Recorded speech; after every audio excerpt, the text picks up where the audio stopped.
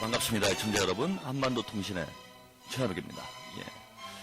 또 한 주가 시작이 됐습니다. 월요일마다 여러분들 찾아뵙고 있는데 오늘은 천안함 사고 3주기를 맞이하는 날이네요. 정부에서는 오늘 천안함 폭침 응징의 날로 이렇게 지정을 했죠. 또 더불어서 한반도에서 지금 서울에서 해관보 정상회의도 열리고 있습니다. 지난주 방송 때도 말씀드렸다시피 한반도 정세가 심상치 않은데요.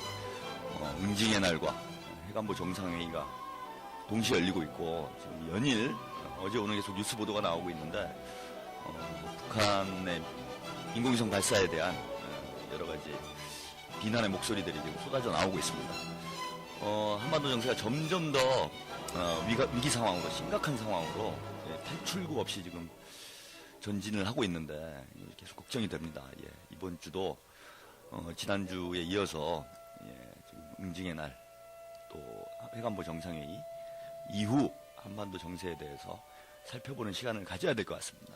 매주가 지금 지뢰밭을 걷는 듯한 그런 불안한 정국이 이어지고 있네요. 이거 빨리 좀 진정 국면이 돼야 될 텐데 좀 이렇다 할 우리 정부에서도 그렇고 정치권에서도 그렇고 미국 쪽에서도 그렇고 이렇다 할 해결책을 내놓지는 못하고 있는 것 같습니다. 오늘도 한반도통신 2시간 동안 여러분들과 함께 하도록 하겠습니다. 노래 한 곡 듣고요. 본격적으로 시작하겠습니다. 전쟁이 나지 않았으면 하는 그런 마음을 담아서 존 레논이죠. 이매진이라는 곡으로 오늘 한반도통신 시작하도록 하겠습니다.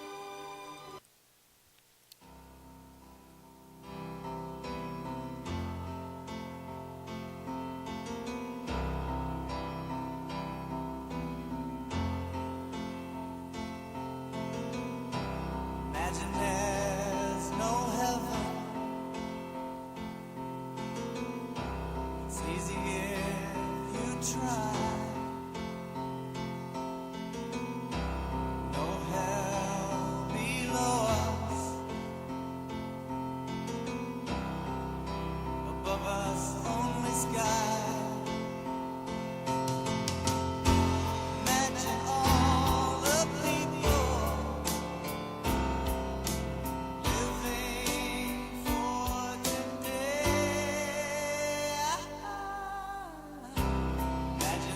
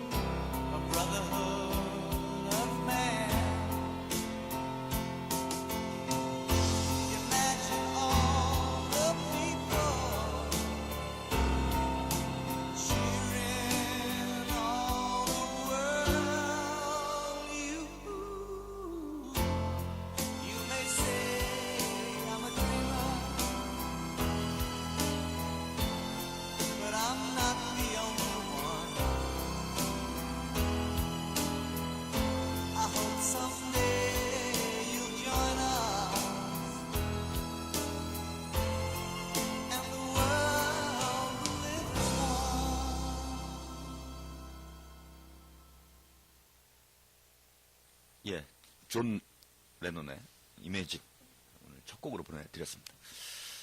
예, 존 레논도 정신병자한테 암살당했죠.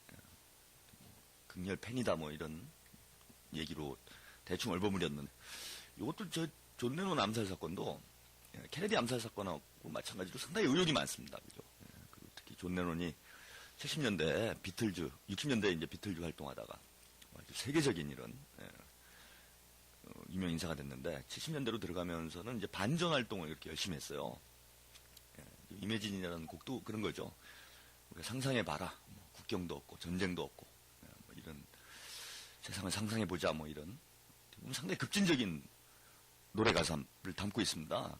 국경도 없고 전쟁도 없고 보통 급진적인 게 아니죠. 뭐 전쟁이 없는 것은 모르겠는데 국경이 없어지는 뭐 거의 사회주의자 수준에서 하는 이런 이야기를 노래 가사로 만들어가지고 뭐 이매진이라는 곡은 뭐 모르시는 분들이 없을 거예요. 근데 우리나라에서는 내용은 잘 모르죠.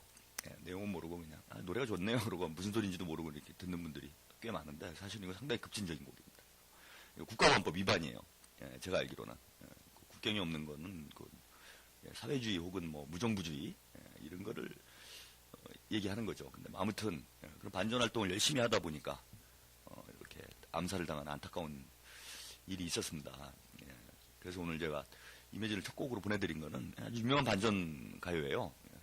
반전 팝송이죠. 가요지. 팝송인지 가요니까 우리말로 번역을 하면 이거하고 또 그 유명한 노래 있죠. Knocking on Heaven's Door. 밥 딜런. 이 양반도 이제 또 우리도 그런 얘기하면 이제 민중가요 가수인 거죠. 민중가요 가수입니다. 통기타 들고 다니면서 전쟁하면 안 된다. 뭐 이런 내용의 베트남전을 반대하는 이런 내용의 곡입니다. 근데 잘 모르고 계시고 있죠, 그죠? 그러니까 천국의 문을 두드리는 거잖아요. Knocking on Heaven's Door 하면은 그죠? 천국의 문을 왜 두들기겠어? 죽으려고 두들기는 거지. 그러니까 전쟁하면 죽는 거잖아요. 그래서 그런 거 하지 말자. 왜 천국의 문을 스스로 두들기고 있느냐? 지옥의 문인지 천국의 문인지 모르겠으나. 그래서 뭐 대충 그런 내용으로 저도 잘 몰라요. 이런 음악 전문가도 아니고 영어를 잘하는 것도 아니고 뭐 이제 주워 들은 얘기를 하고 있는 겁니다. 이런 곡들이 있는데 오늘 뭐 외국곡이긴 하지만은 한반도 통신에서는 잘 안 트는데 아무래도 정세가 지금 뭐 전쟁으로 치닫고 있는 이런 한국이다 보니까 노래를 보내드렸습니다. 그 바틸론 노래도요. 오늘 시간이 허락되면은 오늘 또 보내드리도록 하겠습니다. 이렇게 전쟁을 반대하는 노래들이 많지 않기 때문에 가능하면 보내드리도록 하고 지금 또 뭐 본의 아니게 민중의 소리에서 민중가요를 좀 보내드릴 수가 없기 때문에 뭔가 의미 있는 곡을 제가 성공하기 하는데 상당히 어려움이 많습니다. 지금 우리나라 또 대중가요들은 또 대부분이 뭐 사랑 노래 뭐 이런 게 많으니까 사실 뭐 제가 뭐 사랑을 반대하는 반사랑주의자는 아닌데요. 뭐 사랑 노래 뭐 틀고 그런 또 사랑도 좋은 사랑이면 모르죠. 뭔가 인간과 인간 사이에 이성과 이성 간에 좀 아름다운 사랑을 찬양하는 이런 노래라면 제가 뭐 적극적으로 틀어드리겠는데 보통은 뭐 오늘 밤 뭐 나는 뜨거워졌어 뭐 어떻게 하고 싶어 뭐 다 이 노래 가사가 이런 육물적인 사랑이라고 그러는데 저는 보통 육물적인 사랑을 이런 찬양하는 별로 좋지 않은 이런 노래들이 많기 때문에 그런 걸 또 자꾸 청소년들이 듣는 것도 문제예요. 청소년 때는 안 그래도 몸이 후끈 달아오르는데 그 노래까지 만들어가지고 애들을 이렇게 자극하면은 뭔 사고가 나도 나죠. 사회 풍조가 하도 뭐 그렇다 보니까 뭐 그런 류의 노래들밖에 없습니다. 그래서 대중가요를 선곡하는 데는 상당히 어려움이 많아요. 제가 뭘 틀어야 될지 잘 알지도 못하고 여러분들이 신청곡을 보내주시면은 제가 적절하게 보내드리도록 하겠습니다.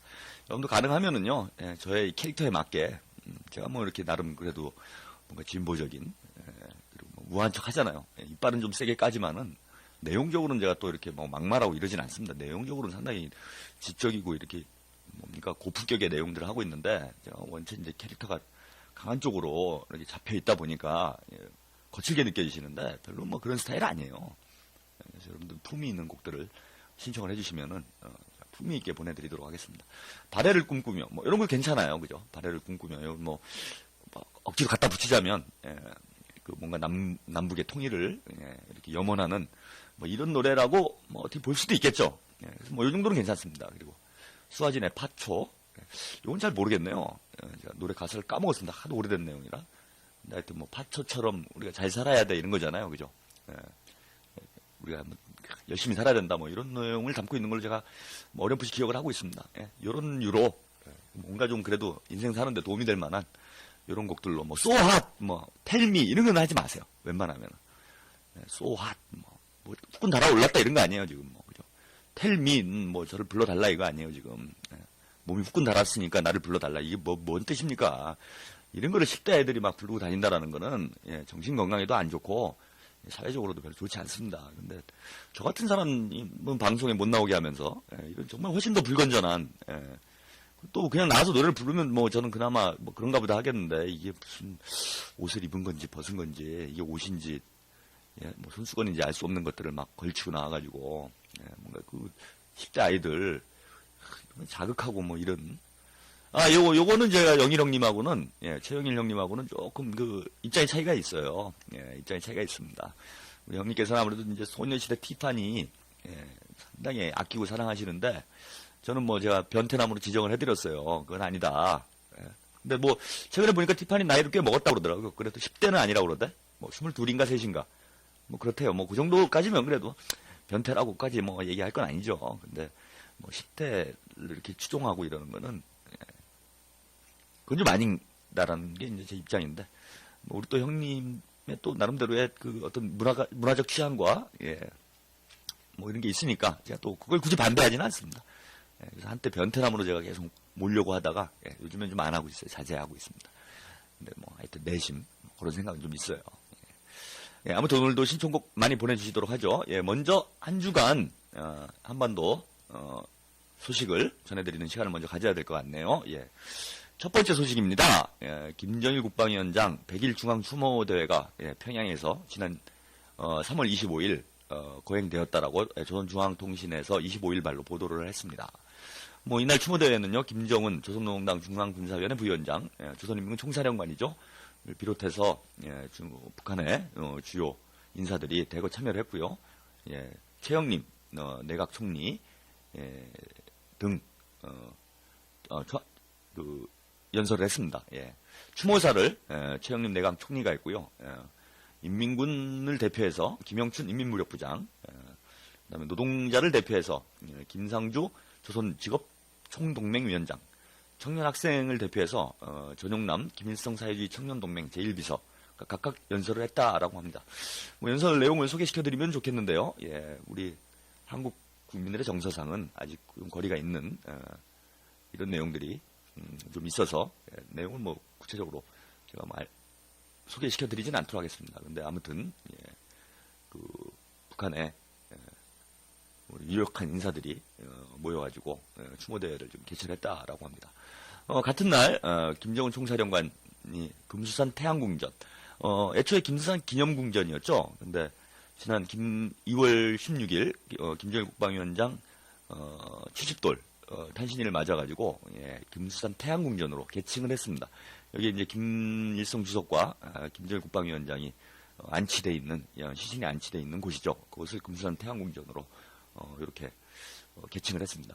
뭐 이날 참배 행사에도요, 김영남, 최영림, 리용호, 김경희, 김영춘, 전병호, 김국태, 김기남, 최태복, 양형섭, 강석주, 리용무, 장성택, 김정각, 오극열, 김양건, 김영일, 박도춘, 최룡해, 태종수, 김평애, 문경덕, 주규창, 우동측, 김창섭과 당중앙위원회, 당중앙군사위원회, 국방위원회 일꾼들, 조선인민군 최고사령부, 작전지휘 성원들, 조선인민군 대연합부대 지휘 성원들, 평양시 안에 당 중앙지도기관 성원들, 중앙기관 책임일꾼들, 평양시 안의 구역 군당 책임비서들이 함께 참가했다라고 이렇게 보도가 나왔습니다. 제가 이거 뭐 일일이 다 읽어드린 거는요, 뭐 아시는 분들은 아실 거고 또 뭐 모르시는 분은 모르겠죠. 모를 수밖에 없는데 지금 이 명단만 쭉 보더라도요, 북의 지금 최고위급 인사들이 뭐 전원 거의 참석을 했다 이렇게 보시면 될 것 같아요. 그래서 북에서 매우 비중 있는 이런 추모 행사가 25일 기점으로 해서 진행이 됐습니다. 이 소식을 오늘 첫 번째로 보내드리는 이유는요, 이제 100일을 아마 북에서는 뭐 나중에 좀 알렸는데 애도 기간으로 이렇게 설정을 했던 것 같아요. 그래서 이제 공식 추모 기간은 애도 기간은 12월 말이었죠. 12월 말에 애도 기간이 있었고, 근데 그걸로 이제 끝난 것이 아니라 뭐 추도 기간 이런 형태로 해서 100일 동안 3월 25일까지 김정일 국방위원장이 사망한 12월 17일이었죠. 17일부터 지금까지 그 추도 기간으로 이렇게 16일이었습니다. 100일간을 이제 추도 기간으로 이렇게 설정을 해놨던 것으로 이렇게 보입니다. 여기 좀 주목해서 봐야 되는 게요. 지금 이제 남북 관계가 상당히 민감해져 있는 상황 아닙니까? 그래서 일촉즉발의 상황이다라고 해도 좀 과언이 아닌데, 아마도 북한이 그동안은 매우 맹렬한 그리고 매우 격렬한 이런 대남 공세를 취해왔는데, 아마 추도 기간 중이었기 때문에 이것을 실제적인 어떤 행동으로 옮기는 것에 대해서는 자제를 했을 가능성이 상당히 높다라고 봅니다. 뭐 추모 기간에 불미스러운 일이 벌어지고 이런 것은 도의적으로 뭐 보통 이렇게 안 하잖아요. 차분하게 가는 것이 이제 추모 기간의 일반적인 분위기인데, 그런 걸로 봐서는 아마 3월 25일까지는 북한이 좀 자제하는 이런 흐름으로 왔을 가능성, 그러니까 어제까지죠. 그럴 가능성이 지금 상당히 높아진 상황인데, 26일, 오늘부터 이제 아까 말씀드린 대로 응징의 날 이렇게 좀 시작이 됩니다. 그럼 북한도 추모 기간이 끝났기 때문에, 뭔가 정치적인, 정서적인 부담으로부터 지금, 좀, 한 발짝 여유가 생긴 이런 형국이 지금 아닌가, 이렇게 보면은, 이번 주가 상당히 위험스러운 상황으로 갈 수가 있어요. 북한에서 더 이상 이제 자제할 만한, 물론 뭐 이제 다음 달 4월 15일이 김일성 주석 탄생 100도를 맞이하기 때문에 제가 뭐 그때까지는 북에서 아무래도 뭐 축제 분위기로 이렇게 가야 될 형국이어서 또 물리적 충돌, 무력 충돌을 상당히 자제하는 방향으로 이렇게 갈 가능성이 높지 않겠나 이렇게 좀 예상은 하고 있는데요. 근데 어쨌건 지금 남쪽에서 해관보 정상회의가 오늘부터 공식적으로 개최가 되고 있고, 연일 뭐 뒤에 말씀 좀 드리겠지만은 뭐 좋지 않은 북한 입장에서 볼 때 좀 감정이 상하거나 자극을 받을 수 있는 이런 입장들이 계속 지금 발표가 되고 있습니다. 게다가 지금 응징의 날, 오늘 뭐 추모 행사와 뭐 여러 가지 행사들이 진행이 되고, 포사격 훈련도 지금 예정이 돼 있어요. 아마 오늘 아니면 내일 정도로 제가 알고 있는데, 이런 상황이 벌어지게 되면은 북한에서, 이러저러한 걸 모두 다 밀어두고, 군사적인 행동으로 나설 가능성이 상당히 높다라고 봅니다. 그래서 추도 기간이 지금 끝났다라는 게, 좀 예의주시해서 우리가 좀 봐야 될 문제 아닌가. 북한이 이제 어떤 자제하는 쪽으로 해서 적극 대응하는 쪽으로 군사적 움직임이 전환될 수 있는 그러한 시기가 됐다. 이런 점에서 좀 주목을 해봐야 될 이런 행사가 아니었나 이렇게 봅니다. 두 번째 소식 보내드리죠. 북한 위성 발사 준비에 착수했다라고 합니다. 그래서 운반 로켓, 그러니까 발사체죠.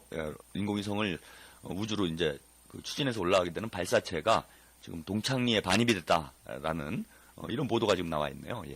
교토통신이 25일 복수 외교 소식통을 빌려서 보도를 했습니다.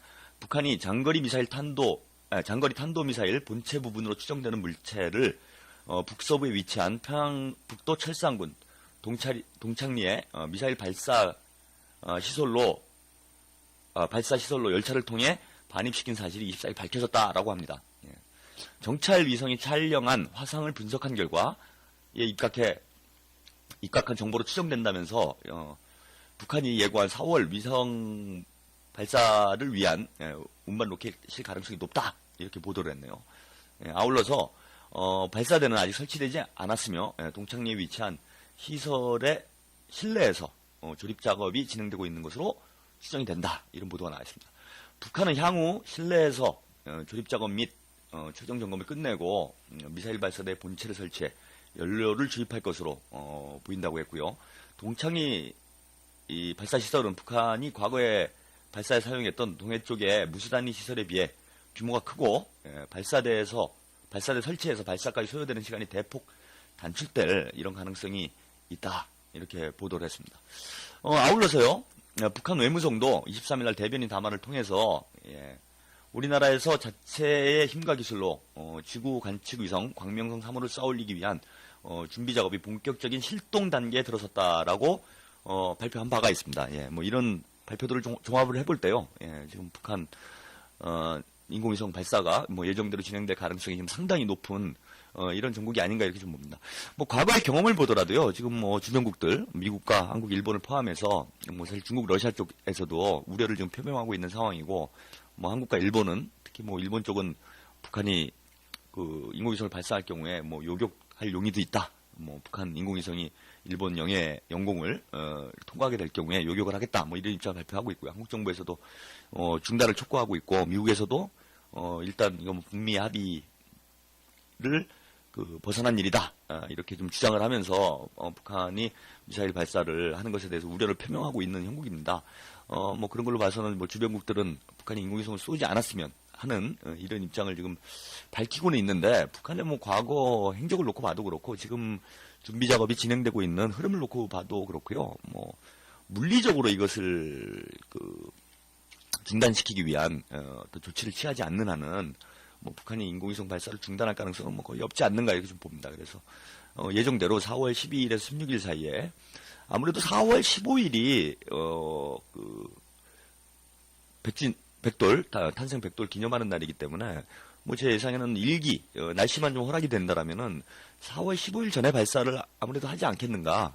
4월 15일 이후에 발사를 하게 되면은 혹은 4월 15일 날 발사를 하게 되면은 조금 이 분위기를 열기를 고조시키는데 뭐 북한 입장에서 보면은 뭐 조금 큰 차이는 아니겠지만은 좀 감소될 수 있죠. 그래서 뭐 제가 판단하기에는 4월 13일 혹은 14일 뭐 이런 정도가 유력할 가능성이 높지 않을까.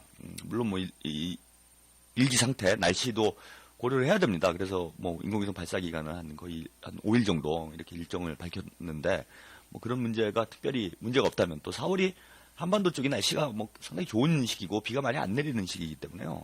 아마 4월 13일 혹은 14일 날 발사하게 될 가능성이 높지 않을까 이렇게 좀 보이고 뭐 미국이나 일본 쪽에서 어떤 요격도 뭐 발사를 해야 요격을 하는 거니까요.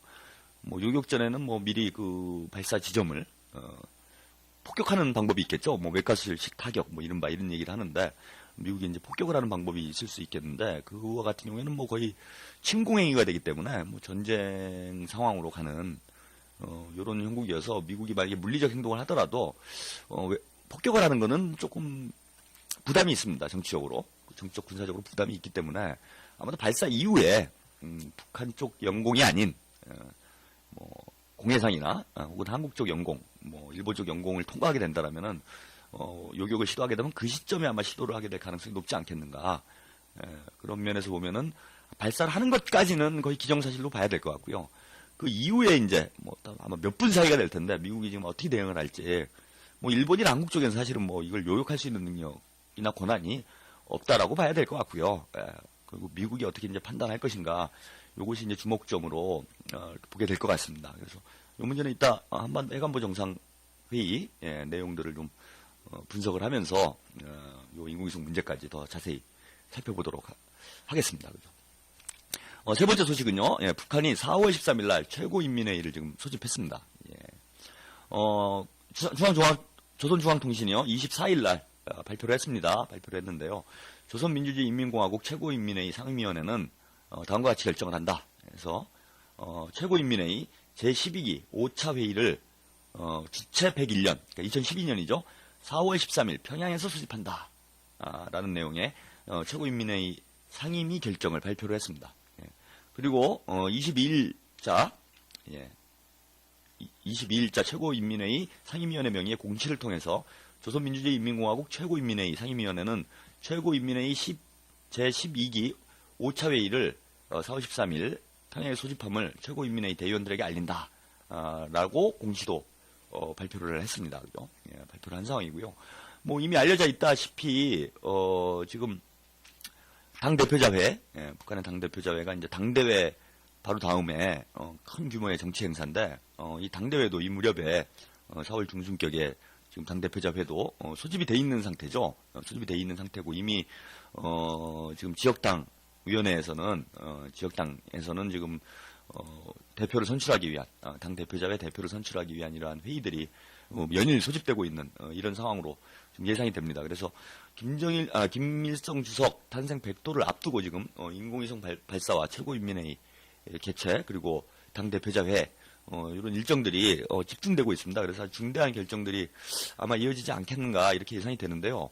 뭐 여러 가지 결정들이 있겠지만은 일단 좀 예상이 되는 거는 지금 뭐 최고사령관, 조선인민군 최고사령관으로 추대가 되어 있는 상태이긴 한데 지금 당과 국가의 최고 지도자로서의 공식적 직위를 아직은 김정은 최고사령관이 갖게 된 상황은 아닙니다. 예, 그래서 주 애도 기간도 끝났고 이런 형국이어서 아마도 지금 김정은 최고사령관의 공식적인 국가적 지위, 이 당적 지위를 결정하는 이런 정치 일정이 아니겠는가 이렇게 하나 또 예상이 되고요. 또 하나는 이제 김일성 주석의 경우 98년도 북한이 최고인민회의를 개최를 해가지고 그 영원한 주석으로 이렇게 지금 추대하는 이러한 정치 일정을 갖지 않았습니까? 그래서 김정일 국방위원장도 아마 그에 준하는 이런 지위, 국가적 지위를 승인하는 이런 또 절차가 진행되지 않을까 이렇게 예상이 돼요. 아마 이게 제일 북한 측의 입장에서 보면 가장 중요한 정치 일정이 될 것으로 이렇게 예상이 됩니다. 그래서 아무래도 지금 예상되는 거는 김정일 국방위원장은 뭐 이렇게 대내외적으로 국방위원장 직위로 많이 불려지지 않았습니까? 그리고 국방위원회가 최고 국가 지도 기관이었기 때문에 아마도 국방위원회를 지금 제 예상으로는 최고 지도 기관, 그러니까 국가 수반의 자격인 거죠. 예, 사실상의 국가 수반의 자격으로 국방위원장의 지위로 활동을 해왔는데 김정일 국방위원장을 뭐 영원한 국방위원장으로 추대하는 이런 정치 일정 쪽으로 좀 가는 것이 아닐까, 과거의 경험을 볼 때 뭐 이런 가능성이 좀 있습니다. 뭐 이거는 뭐 제 추론이고요. 예, 북한 측에서는 또 어떻게 결정을 할지는 앞으로 뭐 주목을 해봐야 될 텐데 아마 영원한 뭐 최고 국방위원장으로 이렇게 추대될 가능성, 이것도 좀 아마 주목이 되고요. 그렇게 될 경우에 이제 김정은 총사령관이 국가적 지위, 지금 총사령관은 이제 인민군대 내에서 이제 지위고요. 예, 지위고 국가적 지위를 어떤 형태로 이렇게 추대가 될 것인지 이건 또 주목이 됩니다. 그래서 지금 뭐 전문가들하고 언론 분석으로는 김정은 총사령관이 국방위원장으로 추대되지 않겠느냐. 이제 헌법상 지금 북한 98년 2009년에 개정된 북한 사회주의 헌법에 보면은요. 국방위원회 위원장은 조선민주주의 인민공화국 최고 영도자, 그러니까 국가 최고 지도자가 되는 거죠. 이며 조선인민민주주의 공화국 전반 무력의 최고 사령관이 되며 국가 일체의 무력을 통솔한다, 지휘 통솔한다, 이렇게 지금 헌법상 규정이 되어 있습니다.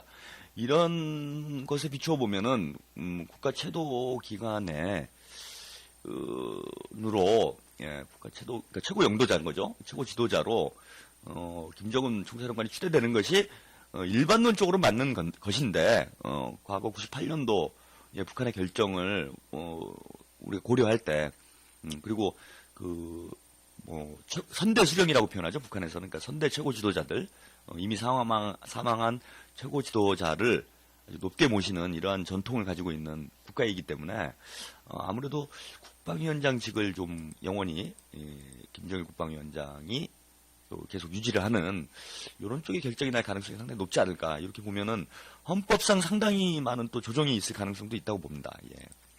그래서 또 한편으로는 또 이런 보도가 나오고 있어요. 지금 최고상임위원회 상임위원장, 최고인민회의 상임위원장이 대외적으로는 국가 최고 수반이 되는 건데요. 김영남 상임위원장이 지금 상임위원장직을 맡고 있죠. 그런데 뭐 상당히 연로하셨습니다. 그래서 2선으로 이제 물러날 이럴 가능성에 대해서 뭐 전문가들 일부가 뭐 예측하는 가능성도 있는데, 그렇게 될 경우에는 뭐 최고인민회의 상임위원장직을 김정은 총사령관이 맡게 되는 뭐 이럴 가능성도 있는 것 아니겠나. 그래서 지금 이미 국방위원회 부위원장직을 맡고 있고요. 인민군 총사령관직을 맡고 있기 때문에 최고인민회의 상임위원장직을 맡게 되면은 당과 국가, 군대를 모두 통솔하는 이런 공식적 지위가 됩니다. 그래서 최고인민회의 상임위원장으로 추대될 가능성, 뭐 이것도 배제할 수는 없는 것 같아요. 근데 또 북에서 특별한 이제 신변상에, 뭐 건강상에, 뭐 특히 건강상이죠. 건강상에 문제가 없는 경우라면은 뭐 고령의 간부라도 이선으로 후퇴하게 되는 뭐 이런 경우가 그렇게 많지는 않습니다. 그래서 건강이 허락한다면은 뭐 계속 그 직위를 유지하는 경우들이 많기 때문에 최고인민회의 상임위원장직도 김영남 상임위원장이 계속 유지하게 될 가능성이 상당히 높습니다. 뭐 최근 건강상 뭐 이상하다라는 뭐 이런 보도 징후가 전혀 보이지 않았기 때문에 그래서 최고인민회의 상임위원장직을 만약에 김영란 상임위원장이 유지를 하게 되면은 뭔가 좀 다른 형태로 국가 수반으로서의 지위를 로 추대되는 뭐 이런 일정이 가게 되지 않을까 이렇게 좀 보이고요. 두 번째로 아까 말씀드린 대로 뭡니까? 당 대표자회가 소집이 되는데 아마 이 당 대표자회에서는 당 총비서로 추대될 가능성이 상당히 높다라고 봅니다. 그래서 지금 군사위원회 부위원장직을 맡고 있는데 뭐 군사위원회가 뭐 이제 사회주의 국가의 경우 뭐 군사위가 보통 다 있는데요. 뭐 물론 뭐 이제 당 총비서가 당의 최고 지도자로서 뭐 남쪽식으로 얘기하면 당 대표인 거죠. 당 대표로서의 이제 권한을 행사하게 되는데 군사 주석직, 뭐 중국식으로 표현하면 군사 주석직이고요. 북한식으로 표현하면 군사위 위원장격이 되게 될 텐데 이제 김정일 국방위원장이 이전에 맡아왔었죠. 예. 그래서 군사위가 사실상 당 내에서는 가장 비중 있는 이런 직이다라고 보시면 됩니다. 그래서 중국도 보면은 이제 중국도 올해가 권력 교체기인데 아마 시진핑 부주석이 중국의 이제 주석으로 이렇게 될 가능성이 상당히 높습니다. 공산당 주석이 될 가능성이 상당히 높은데 이렇게 되더라도 군사위원회 주석직은 완전히 권력 승계가 안정적으로 이루어지기 전까지는 선임 주석이 유지를 하게 됩니다. 예. 그래서 아마 후진타오 주석이 군사위 주석직은 뭐 일정한 기간 동안 제가 볼 때는 유지할 가능성이 높지 않은가 이렇게 지금 전망이 되고 있는데요. 그런 선례로 볼 때는 이제 군사위 부위원장 지금 공석이니까요. 어쨌건 김정일 국방위원장이 사망을 했기 때문에 부위원장직을 유지하는 것만으로 당내에서 상당한 권위 있는 이런 뭐 위치를 이미 뭐 확보를 하고 있다 이렇게 봐도 과언이 아니고요. 이미 뭐 북한의 공식 보도를 보면은 우리 당과 우리 인민의 영도자 뭐 이렇게 지금 보도들이 나오고 있습니다. 그래서 뭐 직위 자체가 북한의 지금 현재의 어떤 권력 구도나 이런 걸 놓고 볼 때 뭐 김정은 부위원장 최고사령관의 뭐 공식적 직위 자체가 뭐 큰 의미를 갖는다라고 볼 수는 없지만 어쨌건 형식과 그 내용이 일치를 해야 됩니다. 예, 그런 차원에서 보면은 당 총비서직을 이번에 맡게 될 가능성이 상당히 높지 않겠나. 그래서 후계 추대 과정이 이번 최고인민회의와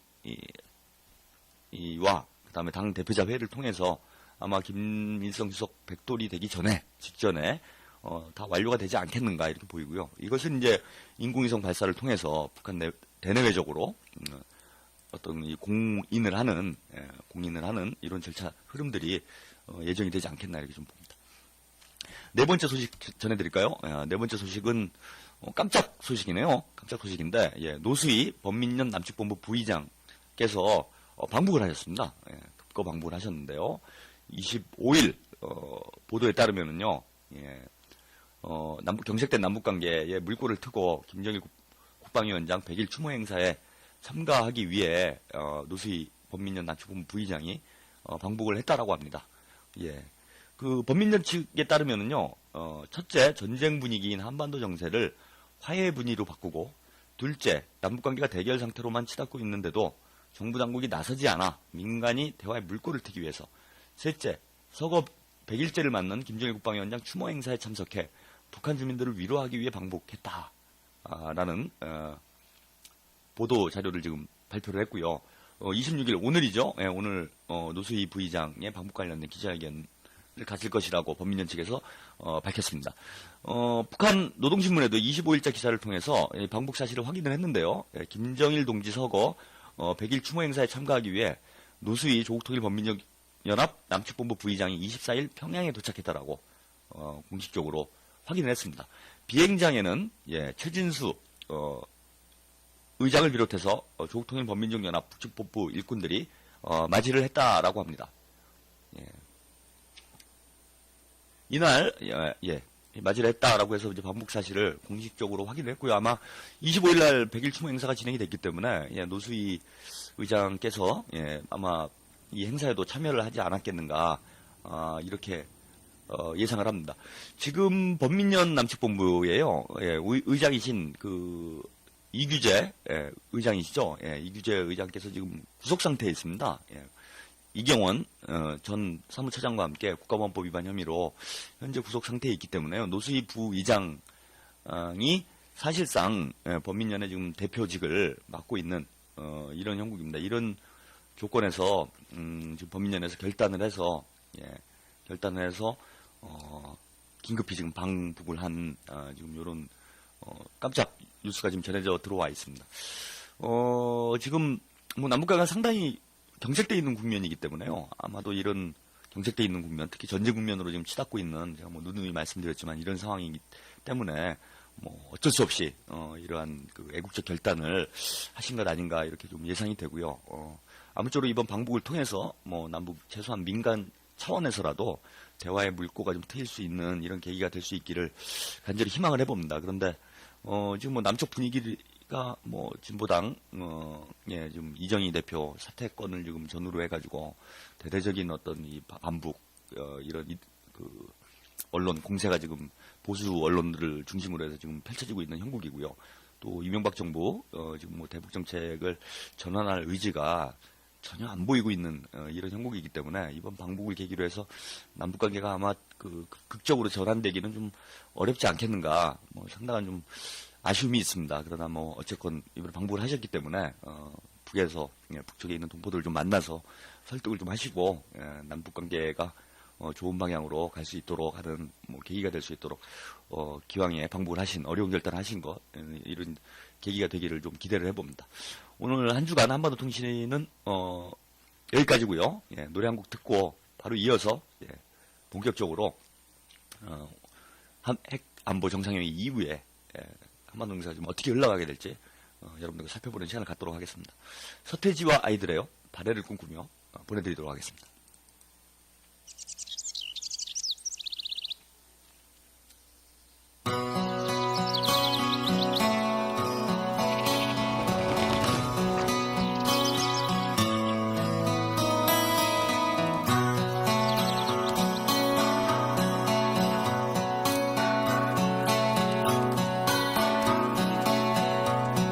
심지어 나에게 단 한 가지 내가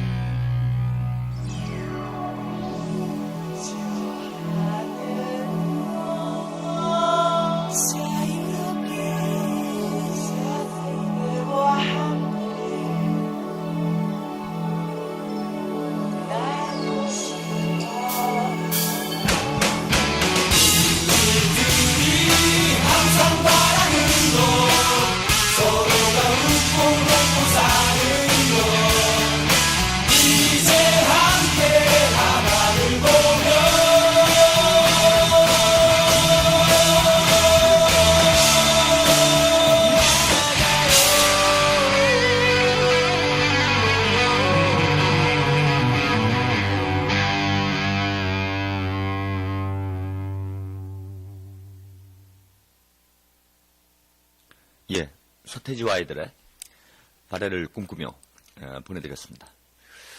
이렇게 뭐 발해를 꿈꿔야 되는데 발해를 꿈꾸기는 지금 어려운 형국인 것 같네요. 전쟁의 날판이 자꾸 돼가고 있는데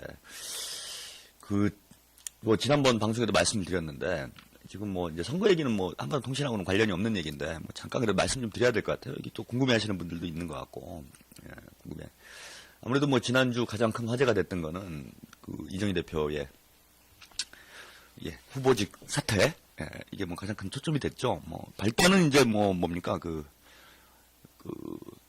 문자 메시지, 여론조사와 관련된 문자 메시지를 보좌관이 보낸 것이 이제 발단이 되긴 했는데 이게 이제 시작은 미약 하나마 끝은 창대하리라. 뭐 이게 이렇게 돼 버렸어요 지금. 사실은 뭐 저는 엄밀히 얘기하면 이게 법적인으로 책임져야 될 문제도 아니고요. 그리고 뭐 이정희 대표가 이게 뭐 지시를 해가지고 진행된 건도 아니고 뭐 굳이 법률적으로 제가 보기엔 책임져야 될 문제는 아니라고 봅니다. 사과를 하고 뭐 그에 맞는 그에 준하는 이러한 책임을 졌어야 되는데 결국은 이제 후보 사퇴까지 이게 사태가 번져가는 이런 상황이 됐습니다. 이게 뭐 보수 쪽은 뭐 이거보다 더한 일을 해도 사실 뭐 민주당이나 새누리당 쪽에서 이런 정도의 일을 했다면은 뭐 사퇴를 합니까? 김희철 씨 뭐 확인이 되죠. 뭐 여론 조작 했다라는 거 똑같은 행동을 했다라는 게 다 증거가 속속 드러나고 있음에도 불구하고 뭐 이 양반은 뭐 끝까지 뭐 이제 출마를 하는데 뭐 이정희 대표 같은 경우에 진보 같은 경우엔 더 엄격한 이런 도덕적 기준을 요구하는 게 사실 좀 부당하다고 봅니다. 뭐 잘한 일은 아니지만은 문자 메시지를 그런 걸 보내고 그러는 게 뭐 잘한 일은 아니지만은 그 뭐 좀 부당한 저는 이런 그 요구가 있었다라고 보고요. 뭐 그래도 뭐 이정희 대표가 사퇴를 한 건 잘한 거라고 봐요. 뭐 진보가 뭐 보수는 돈을 갖고 있지만 진보는 도덕성을 좀 가지고 있다고 봅니다. 그런 측면에서 진보가 더 도덕적으로 보다도 완벽한 완결적인 이런 모습을 보여주는 게 우리 유권자들에게 그나마 한국 정치가 좀 나아질 수 있다라는 희망을 줄 수 있다라는 측면에서 아쉽지만은 사퇴라는 용단을 내린 거는 뭐 잘하신 선택이라고 보고요. 뭐 또 그만한 어떤 그 뭐라 그럴까요? 이건 뭐 보상이 따라오리라고 봅니다. 뭐 이정희 대표 개인을 놓고 봐도 그렇고. 이게 벌어야 얻는 거예요. 벌어야 얻는 거기 때문에, 그 희생이라기보다는 뭐 사실 뭐 대단한 희생이라고 얘기할 건 아니죠. 아무튼 그런데, 굳이 사퇴할 것까지는 아니었는데, 그렇게, 그런 국면임에도 불구하고 용단을 내려서 사퇴를 함으로써 저는 더 큰 걸 장차 얻게 되리라고 보고요. 진보당도 어쨌거나 이정희 대표의, 저는 사퇴로 해서 뭐 적어도 의석수 한 2석 정도로 늘어나지 않을까 기대가 돼요. 기대가 됩니다. 뭐 관악은 당연히 포함을 해가지고요. 지금 비례대표 쪽으로 지금 정당 투표를 그 진보당 쪽으로 하겠다 이런 분들이 속출을 하고 있습니다. 속출을 하고 있어요. 그래서 진보당이 한 석이라도 더 주자. 이정희의 희생이 그 헛되지 않도록 하자. 이런 뭐 SNS 상에서 보면 여론 형성이 되고 있기 때문에 처음에 1명 내지 2명 정도는 비례대표에서 플러스 알파가 될 가능성이 있지 않을까. 그런 면에서 뭐 진보당 입장으로 보면은 뭐 사퇴한 게 뭐 아주 큰 손실이다 이렇게 볼 수는 없는데 저는 뭐 개인적으로 아쉬운 건요. 뭐 어제 제가 뭐 어디 가서 강연을 하면서 그런 얘기를 했는데 대학교 강연을 하면서 이정희 대표 사퇴에 대한 얘기를 좀 했습니다. 그런데 개인적으로 상당히 아쉽다. 왜냐하면 이런 정치인 하나를 만드는데 60년이 걸렸다라는 얘기를 했어요. 우리가 헌정 제가 뭐 태어나지 않았을 때야 잘 모르겠지만은, 대한민국 정치인들 중에 제가 뭐 머리에 털 나고 난 이후로는 뭐 이런 이정희만한 인물이 없었다라고 봅니다. 60년 만에 정말, 그래도 우리가 한번 기대를 걸어볼 만한 이런 정치인을 만들어냈는데, 이런 사람 또 없습니다라는 노래 있죠, 이승철 씨.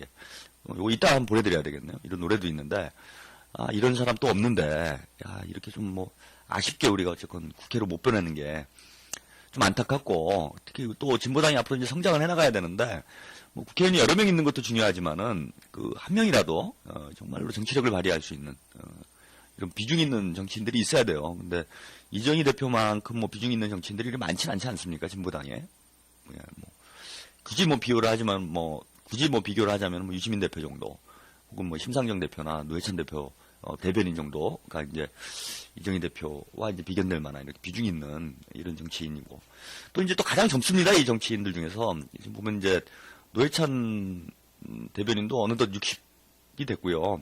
유시민 대표도 이제 50대 중후반으로 넘어가고 있는 뭐 이런 연배고 그 심상정 대표도 이제 뭡니까, 50대가 넘어섰죠. 예, 그리고 이제 이정희 대표가 이제 40대, 이제 초반이에요. 중반. 예, 일단 중반 정도 되죠. 예. 저보다 한 3살 정도 많으신 걸로 알고 있어요. 그러니까 제가 42이니까 45세 정도 이렇게 됐다고 봅니다. 그래서 유시민, 노회찬, 심상정이 진보당의 현재라면 이정희 대표는 이제 진보당의 미래죠. 우리가 앞으로 진보당을 이끌어가야 될 이런 또 아주 유력한 정치인이고, 또 진보당뿐만 아니라 각계에서 상당한 관심과 기대를 가지고 있는 이런 정치인이었는데, 안타깝게 이번에 이런 일로 낙마를 하게 된 게 사실 아쉽습니다. 예, 아쉽고 저는 개인적으로는 참 안타까운 일이고, 진보당이 발전하는데 큰 어려움이 되지 않겠는가, 이런 면에서는 좀 아쉬움이 있는데, 당적으로 봐서는 큰 손실은 아니었다. 당 전체의 이익을 놓고 보면은 그리고 또 이정희 정도 인물이라면요, 어떤 식으로는 살아 돌아올 분이라고 봅니다. 예, 이번에 국회에 진출 못한다고 해가지고 이 양반이 그렇게 소리 소문 없이 잊혀져갈 이런 수준의 정치인은 아니라고 보고요. 자기 힘으로도 금배지가 없어도 충분히 정치력을 발휘할 수 있는 이런 인물이기 때문에 다소 아쉽긴 하지만은 크게 아주 큰 손실이다 이렇게 볼 수는 없을 것 같아요. 저는 개인적으로 트위터에다가 그런 글을 남겼는데요. 민주당이 이정희를 대선 후보로 만들었다 이런 얘기를 했습니다. 그래서 아마 저는 이제 대선 후보급으로 이렇게 성장해 나가는 하나의 진통이고 과정이 아닐까 이렇게 봅니다. 근데 이제 이게 문제가 아니라 제가 이 얘기를 하고자 해서 말씀 좀 드리는 게 아니라요. 이게 이제 북풍 몰이로 넘어갔다는 거예요. 처음에 시작은 이제 문자 메시지가 어떠냐, 도덕성이 어떠냐 이렇게 시작이 됐다가 요거를 빌미로 해서 야 이게 무슨 종북 이런 쪽으로 진보당의 어떤 내부 정파 사정들을 마구 까발겨내면서 이정희가 어느 파다 그리고 어느 파가 당을 좌지우지하고 있는데 이 파는 무슨 친북이다 종북이다 이런 주장 이런 소설들을 조선일보 조중동이 열심히 써대고 있습니다. 근데 이게 조중동만 또 쓰면 모르겠는데 일부 진보적인 매체들 또 이런데 또 이해관계가 좀 갈라지는 분들이 있어요. 요걸 또 계기로 해가지고 어떤 당내의 권력 투쟁에서 뭔가 좀 뭐를 좀 취해야 되겠다 이렇게 생각하시는 분들이 좀 있는 것 같아요. 예, 그래가지고 이게 지금 일파만파 커지고 있습니다. 근데 무슨 그런 정파들이 있는 건 사실이에요. 당내에 당연히 정파가 있겠죠.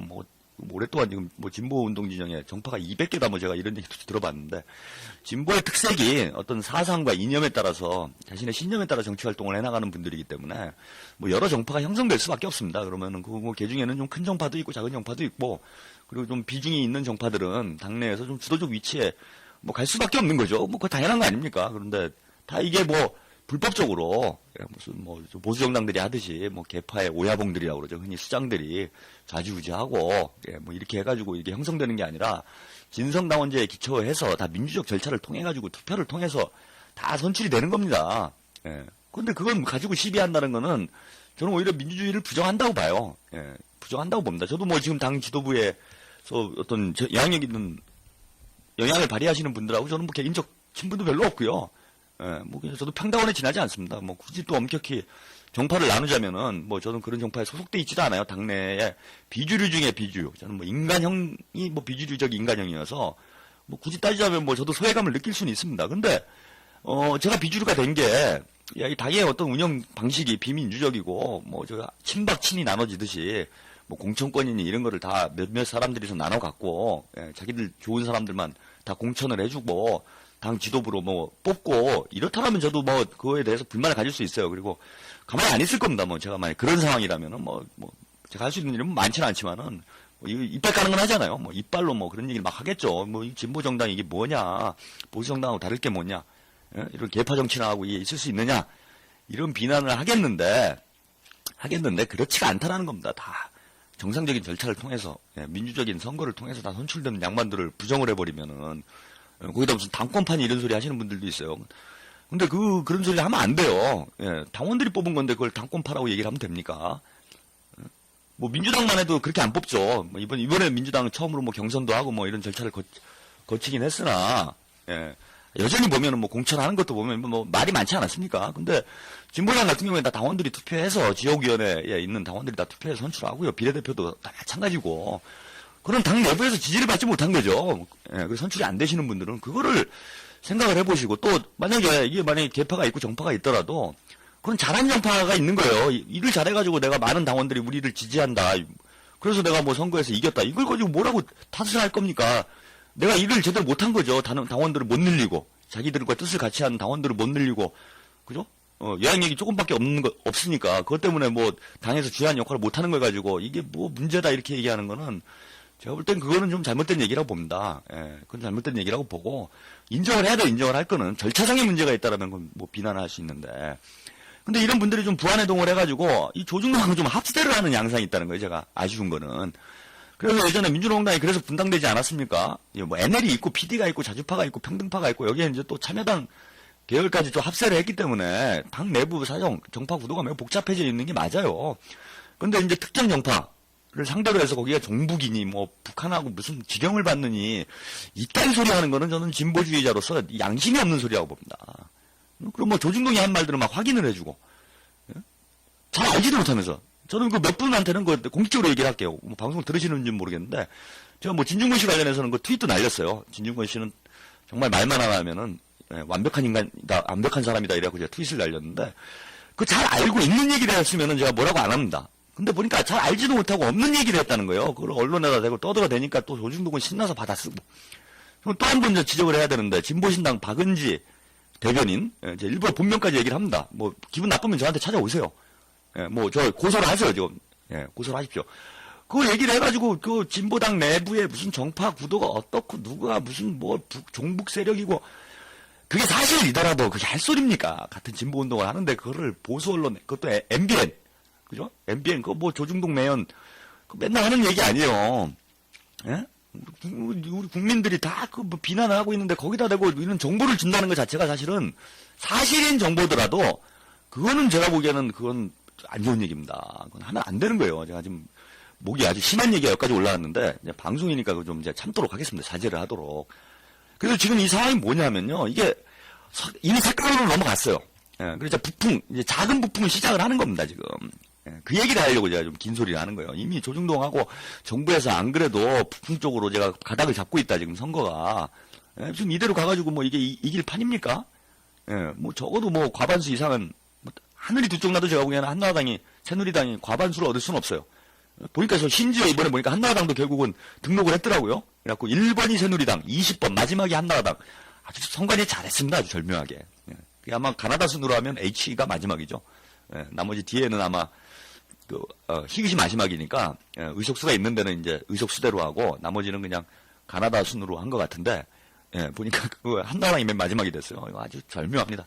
우리 어르신들 많이 힘들 것 같아요, 이번 선거에. 그래서 새누리당이나 한나라당에서 홍보를 좀 적극적으로 해주시고요.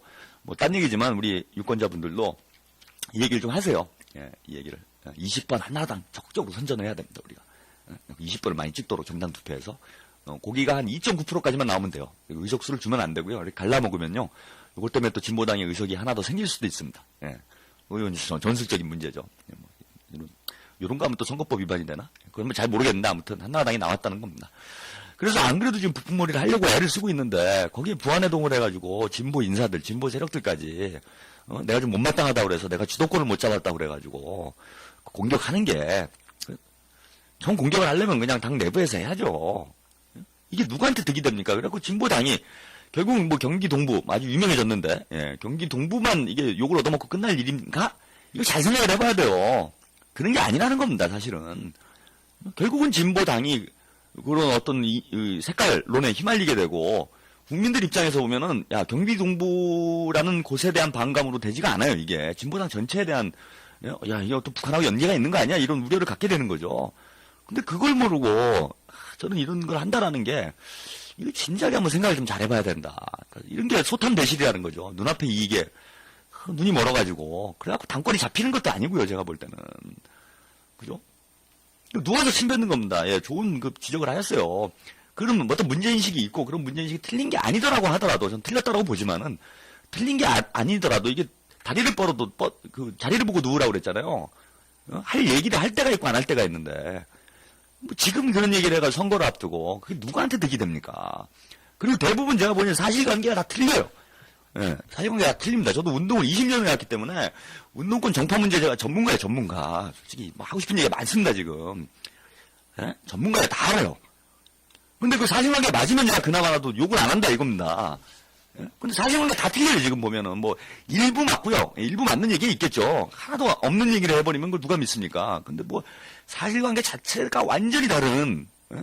그런 얘기를 무슨, 자기는 좀 알고 있는, 예? 그런 거 가지고도 그런 걸 하나의 무슨 권력으로 생각하죠. 몇몇 지식인들은. 아, 자기가 뭘 알고 있어가지고 그걸 떠들어야 그냥 성이 차시는 분들이 있는데, 알고 있어도 얘기를 안 할 때가 있는 겁니다. 알고 있어도 얘기를 안 할 때가 있는 거예요.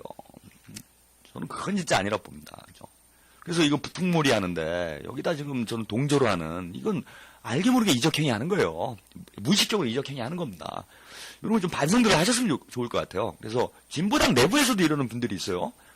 예, 그건 자해행위죠. 정치적 자해행위라고 봅니다. 그리고 뭐 뒤에 오늘 애국전선이 아마 이런 주제로 오늘 조선일보하고 맞짱 뜨자 뭐 이렇게 지금 기획을 좀 잡았던데, 예, 뭐 오늘 저 할 말이 많습니다. 뭐 쥐뿔도 모르는 것들이 떠들어대고 있어.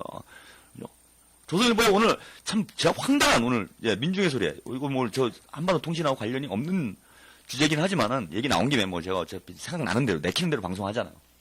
예, 이거 조금만 더 얘기를 할게요. 이건 가다가 제가 참 별소리를 다 들었습니다. 이게.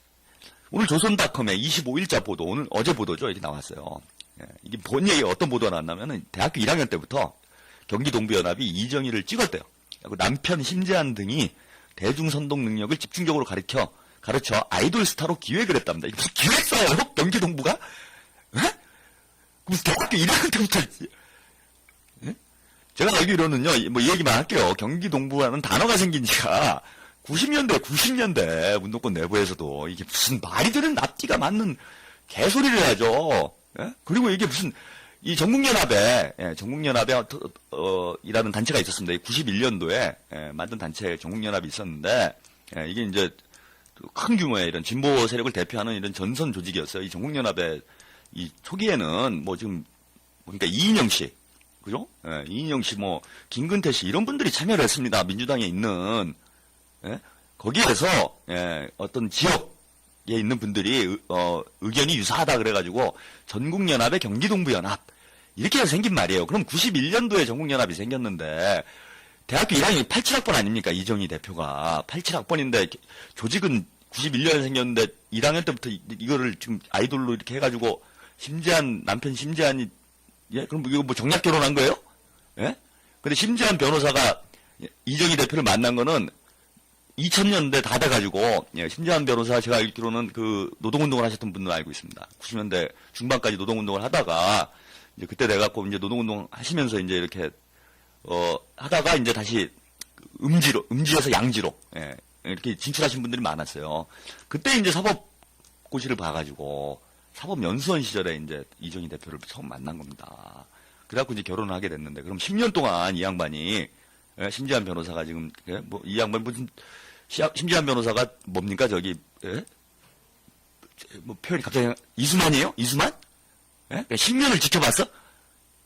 이거를 기사라고 쓰게 되는 일은, 근데 이거를 같이 부하노동 해가지고 같이 앉아가지고, 무슨 주사, 이게 지금 뭐예요, 이거예요. 무슨 주사파들이 몇십 년 전부터 암약을 하면서 말이에요. 북한의 지령을 받아가지고 뭐 이런 그림을 만드는 겁니다, 얘네들이. 그리고 이거 뭐 사실관계 확인이 돼요? 재판을 해도 한 1, 2년 지나야 돼요. 그러니까 일단 선거 때는 써먹을 수 있는 거 아닙니까, 이게. 예? 이정희 대표가, 예, 남편분이 경기동부연합의 정신적 지주, 참, 이것도 제가 할 말은 있는데, 뭐, 이런 것까지는 얘기 안 하겠습니다. 예. 그죠? 예. 이 정말 정신이 나간 거예요. 근데 이런 정보들이 다 어디서 나왔냐? 진보 쪽에서 나온 정보라는 거예요, 진보 쪽에서. 이 진보 쪽에서 나온 정보에 기초해가지고 얘네들이 소설을 써대고 있는 겁니다. 뭐, 물론 이런 지금 말도 안 되는 터무니없는 얘기들을 뭐, 진보 인사들이 한 건 없어요. 근데 이런 소설들을 쓸 수 있는, 소설도 이게 뭔가 뭐라고 해야 됩니까? 이게 저기를 통해서 그 사실 조사를 해가지고 그 사실을 토대로 해가지고 거기다 살을 붙이는 거 아닙니까? 소설이라는 게 원래 그런 거잖아요. 그렇게 해서 이제 좀 작업을 하는 건데, 이런 방향으로 지금 간다라는 거예요. 예? 그런 기초 사실을 누가 제공했는가? 잘 생각해봐야 됩니다. 저는 뭐 진중권 씨나 아까 진보신당 박은지 대변인이라 또 진보당 내부에서도 뭐 그 게시판에다가 쓸소리 안 쓸소리 막 물론 그 진보당이 아닌 분들도 많아요. 거기 자유 게시판이라 뭐 이상한 분들도 들어와가지고 뭐 이게 뭐 정보기관에서 와서 하는 건지 누가 하는 건지 뭐 모르겠고 뭐 이상한 분들이 많이 와가지고 뭐 이상한 글들을 써대는데 이런 분들이 다 이게 뭐 자기도 모르게 그죠? 한나라당 새누리당을 도와주는 이런 행보를 하는 거고 이게 지금 부풍이 다 일환이다라는 거. 그죠? 작은 부풍을 하는 거예요. 이렇게 해서 분위기 띄워놓고, 그 다음에 이제 북한하고 뭐 어떤 충돌이 발생을 하면은, 이거 봐라, 남쪽에 있는 이런 세력들이 이렇게 준동을 하니까 뭐 북한이 저런다 그러면서 이제 또 때려잡는 거죠, 진보당을. 그러니까 목적 자체가 선거에 있는 거기 때문에 제가 보기에 지금 새누리당은 두 가지를 고민하고 있을 거예요. 하나는 진보, 그러니까 야권 연대에 과반수를 안 준다. 이게 하나가 목표고, 두 번째로는 적어도 야권 연대에 과반수를 줘도 민주당은 어떻게든 요리를 할 수가 있어요. 예, 민주당은 요리를 할 수 있는데 진보당은 이거 요리가 안 돼요. 이게 근데 여기가 교섭단체가 된다 그러면 정말 골 아픕니다, 이거는. 그러니까 과반수는 줘도 진보당 교섭단체는 주면 안 된다. 이게 지금 크고, 그럼 북풍 자체를 하는 목적이 뭡니까? 선거에서 어떻게 한몫 봐야 되겠다. 선거에서 재미를 보려고 얘네들이 북풍을 기획하는 거기 때문에 이게 미리 세팅을 해놓는 겁니다. 미리 세팅. 예, 진보당은 종북, 그죠? 예, 거기에 뭐 지도적으로 이끄는 사람들, 그게 뭐 경기 동북은 어디건 간에 이게 다 모으고 있어요. 당내에서 뭔가 좀 비교적으로 지도력이 있는 분들이 다 모이고 있습니다. 지금 뭐 저도 조선일보에서 표 만들어가지고 나온 거 보는데 맞는 부분도 있고 안 맞는 부분도 있는데 제가 보니까 모든 분들, 당내에 좀 지도력이 있는 분들, 뭐 김선동 의원도 포함이 됐던데 이런 분들을 죄다 모아가지고 하나 이제 당내 지도력이 있는 분들을 무슨 파로 몰아가지고 다 이제 제끼려고 하는 겁니다, 지금. 선거에 다 떨어지게 만들어 놓는 거죠. 저는 이런 데 목적이 있는 거다, 이거를. 근데 여기에 진보 세력이 부안해 북풍에 동조하는 겁니다, 이건. 북풍에 동조하는 거예요. 그래서 미리 밑불을 쳐놓고, 밑불을 깔아놓고, 그 다음에 큰 불을 내고, 불을 붙인 다음에, 나중에 다시 밑불로 돌아가서, 진보당이 저기 못 받도록 하고, 교섭단체 못 들어가도록 하고, 결국은 또 야권연대를 흔듭니다, 이렇게 되면. 왜냐하면은, 민주당이 또, 이렇게 조심스럽잖아요. 예, 조심스럽고, 이 양반들이 뭐 좀 나쁘게 얘기하면은 좀 기회주의적인 데가 있어요. 예, 정세 올 때는 이렇게 같이 가다가, 정세가 또 안 좋아지면은 또 저쪽으로 붙었다가 이렇게 왔다 갔다 합니다. 이거 뭐 한두 번 보는 게 아니잖아요. 근데 또 진보당 쪽에 이렇게 몰리게 되면은 이거 야권연대 하면 우리가 불리해지는 거 아니야? 또 이런 생각을 할 수가 있어요. 예, 민주당 쪽도 이제 색깔 공세, 레드 컴플렉스가 심하게 있습니다. 그리고 뭔가 거리를 두고 싶어 하죠. 그래서 진보당과 민주당 사이에 갈등이 생기면 이번 이정희 건도 그런 거잖아요. 결국은 뭐 민주당 쪽에서 시작된 일이긴 하지만은 거기다가 민주당이 또 저기 뭡니까 한나라당 보수 언론이 막 물어뜯고 여기 또 민주당이 부활해동하고 진보당 내부에서도 흔들흔들하고 이렇게 되면서 이정희 사태가 먼저 간 건데 이런 상황이 벌어지니까 민주당이 모호한 태도를 취하면서 오히려 사실상 이정희를 사퇴시키는데 일조한 거는 민주당 쪽이다 이겁니다. 근데 그거는 꼭 민주당을 탓할 문제도 아니에요. 왜냐하면 민주당이 원래 그렇게 좀 부담스러운 거 싫어하니까 그리고 선거 판세가 좋으니까 조심스러워질 수밖에 없는 거죠. 예, 저는 그런 측면에서 볼 때 이게 또 야권연대 흔들기로 결국 갈 거라는 겁니다. 예, 그러면은 우리가 스스로 조심해야 돼요.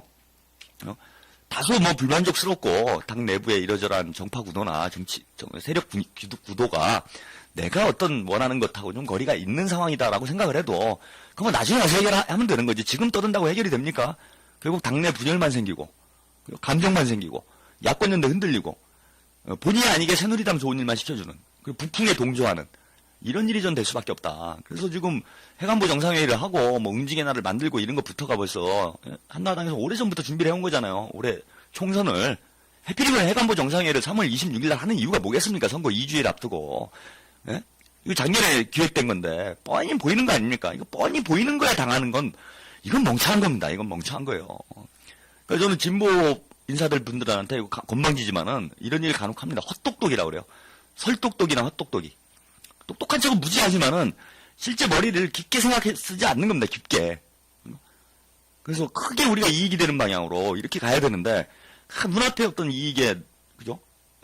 눈이 멀어가지고 그죠? 뭐 입진보라고도 하죠. 그냥 입만 살아가지고 한번 떠들면은 나는 거기서 그래갖고 뭐 방송 한번 타면 그렇게 따지면은 뭐 저는 진중권 씨보다 더 세게 방송 탈 수도 있어요. 9시 뉴스에 나올 자신도 있습니다. 제가 알고 있는 거를 9시 뉴스에다 한번 풀어버리면요. 아주 진보를 작살내놓을 수도 있어요. 근데 그런 거 안 하는 이유가 뭡니까? 내 개인의 그래갖고, 아니, 솔직히 닦아놓고 얘기합시다. 옛날에 뭐, 뉴라이트 선배들, 예, 또 386 선배들, 가가지고 다 금배지 달고 했는데, 저도 뭐 지금 당장이라도 저도 금배지 달 자신이 있습니다. 제가 새누리당 가가지고요. 제가 알고 있는 것만 다 가르쳐주든. 알고 있는 거 안 가르쳐줘도 돼요. 예? 어디 지역구 하나 찍어가지고, 예, 그죠? 진보 인사들에 대해서 뭐, 여러 저러한 걸 많이 알지 않겠습니까? 가서 내가 떠들어대면은, 진보 얼굴에 똥칠을 할 수 있죠. 똥칠을 할 수 있습니다. 금배지, 나도 출세 한번 해보자 하고 그냥 독하게 마음을 먹고, 예, 악담을 해대고 뭐, 100분 토론에 나가보세요. 저 같은 사람이. 예? 어떻게 되겠습니까, 그게. 근데 우리가 그런 걸 안 하는 이유가 있잖아요. 그죠? 예, 그건 뭐 할 짓도 아니고, 그런 안 하는 이유가 있습니다. 예. 그리고 그런 얘기를 안 떠들어대는 이유도 있어요, 저도. 예. 안 떠들어대는 이유도 있습니다.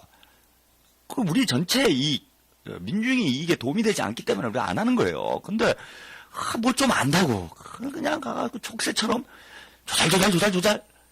저는 그건 아니라고 봅니다. 그래서 이번 기회에 우리 진보 진영도 좀 물론 이제 그런 분들이 그런 마음이 생기는 뭐 그런 이유도 저는 뭐 일부 인정할 부분도 있다고 봅니다. 그러더라도 이번에 좀 우리가 스스로 한번 잘 생각을 해봐야 돼. 우리 문화를. 우리 진보 운동의 정치 문화 있잖아요. 이거를 뭐 서로 같이 서로 협력해서 상생하는 방향으로 우리가 나가야지. 그 안에서 작은 밥그릇 아니에요? 작은 밥그릇. 작은 권력입니다. 작은 권력 잡으려고 우리끼리 티격하다가 같이 공멸하는 수가 있습니다. 공멸하는 수가 있어요.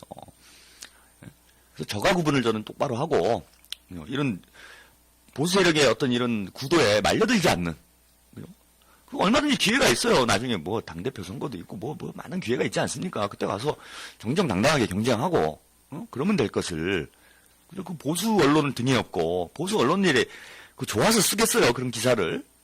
네. 자기들이 필요하니까 쓰는 겁니다. 그런 차원에서 좀 얘기가 좀 옆으로 샜지만은 우리 진보 진영도 좀 진중하게 진중하게 움직였으면 좋겠어요. 이름은 좋으신데 그분이 별로 진중하지가 않으신 것 같아요. 예. 진중하게 움직이시기를 권합니다. 그죠?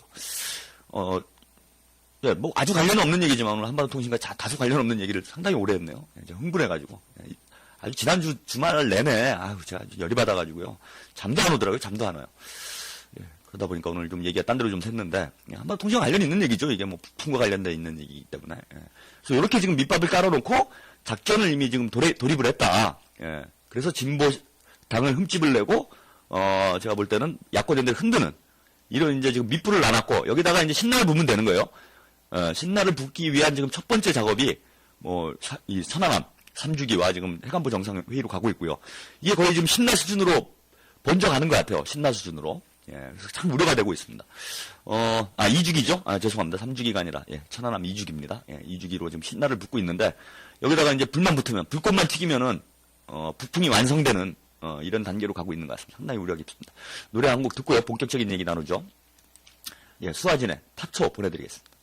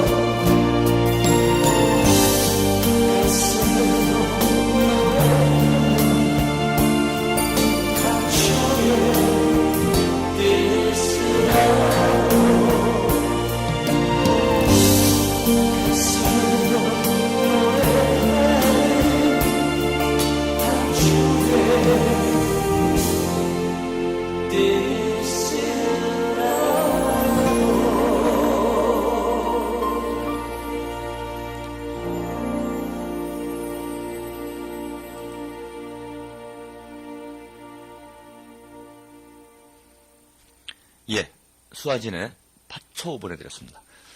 예. 어제 한미 정상회담이 있었죠? 예, 한미 정상회담이 있었고 공동 기자회견이 있었습니다. 그 전에, 예, 아침에 정상회담을 하기 전에 오바마 대통령이 이제 전용기 편으로 오산 공군기지에 도착을 했고요. 비무장지대 내에 있는 판문점 등을 찾아서, 예, 미군을 격려를 했습니다.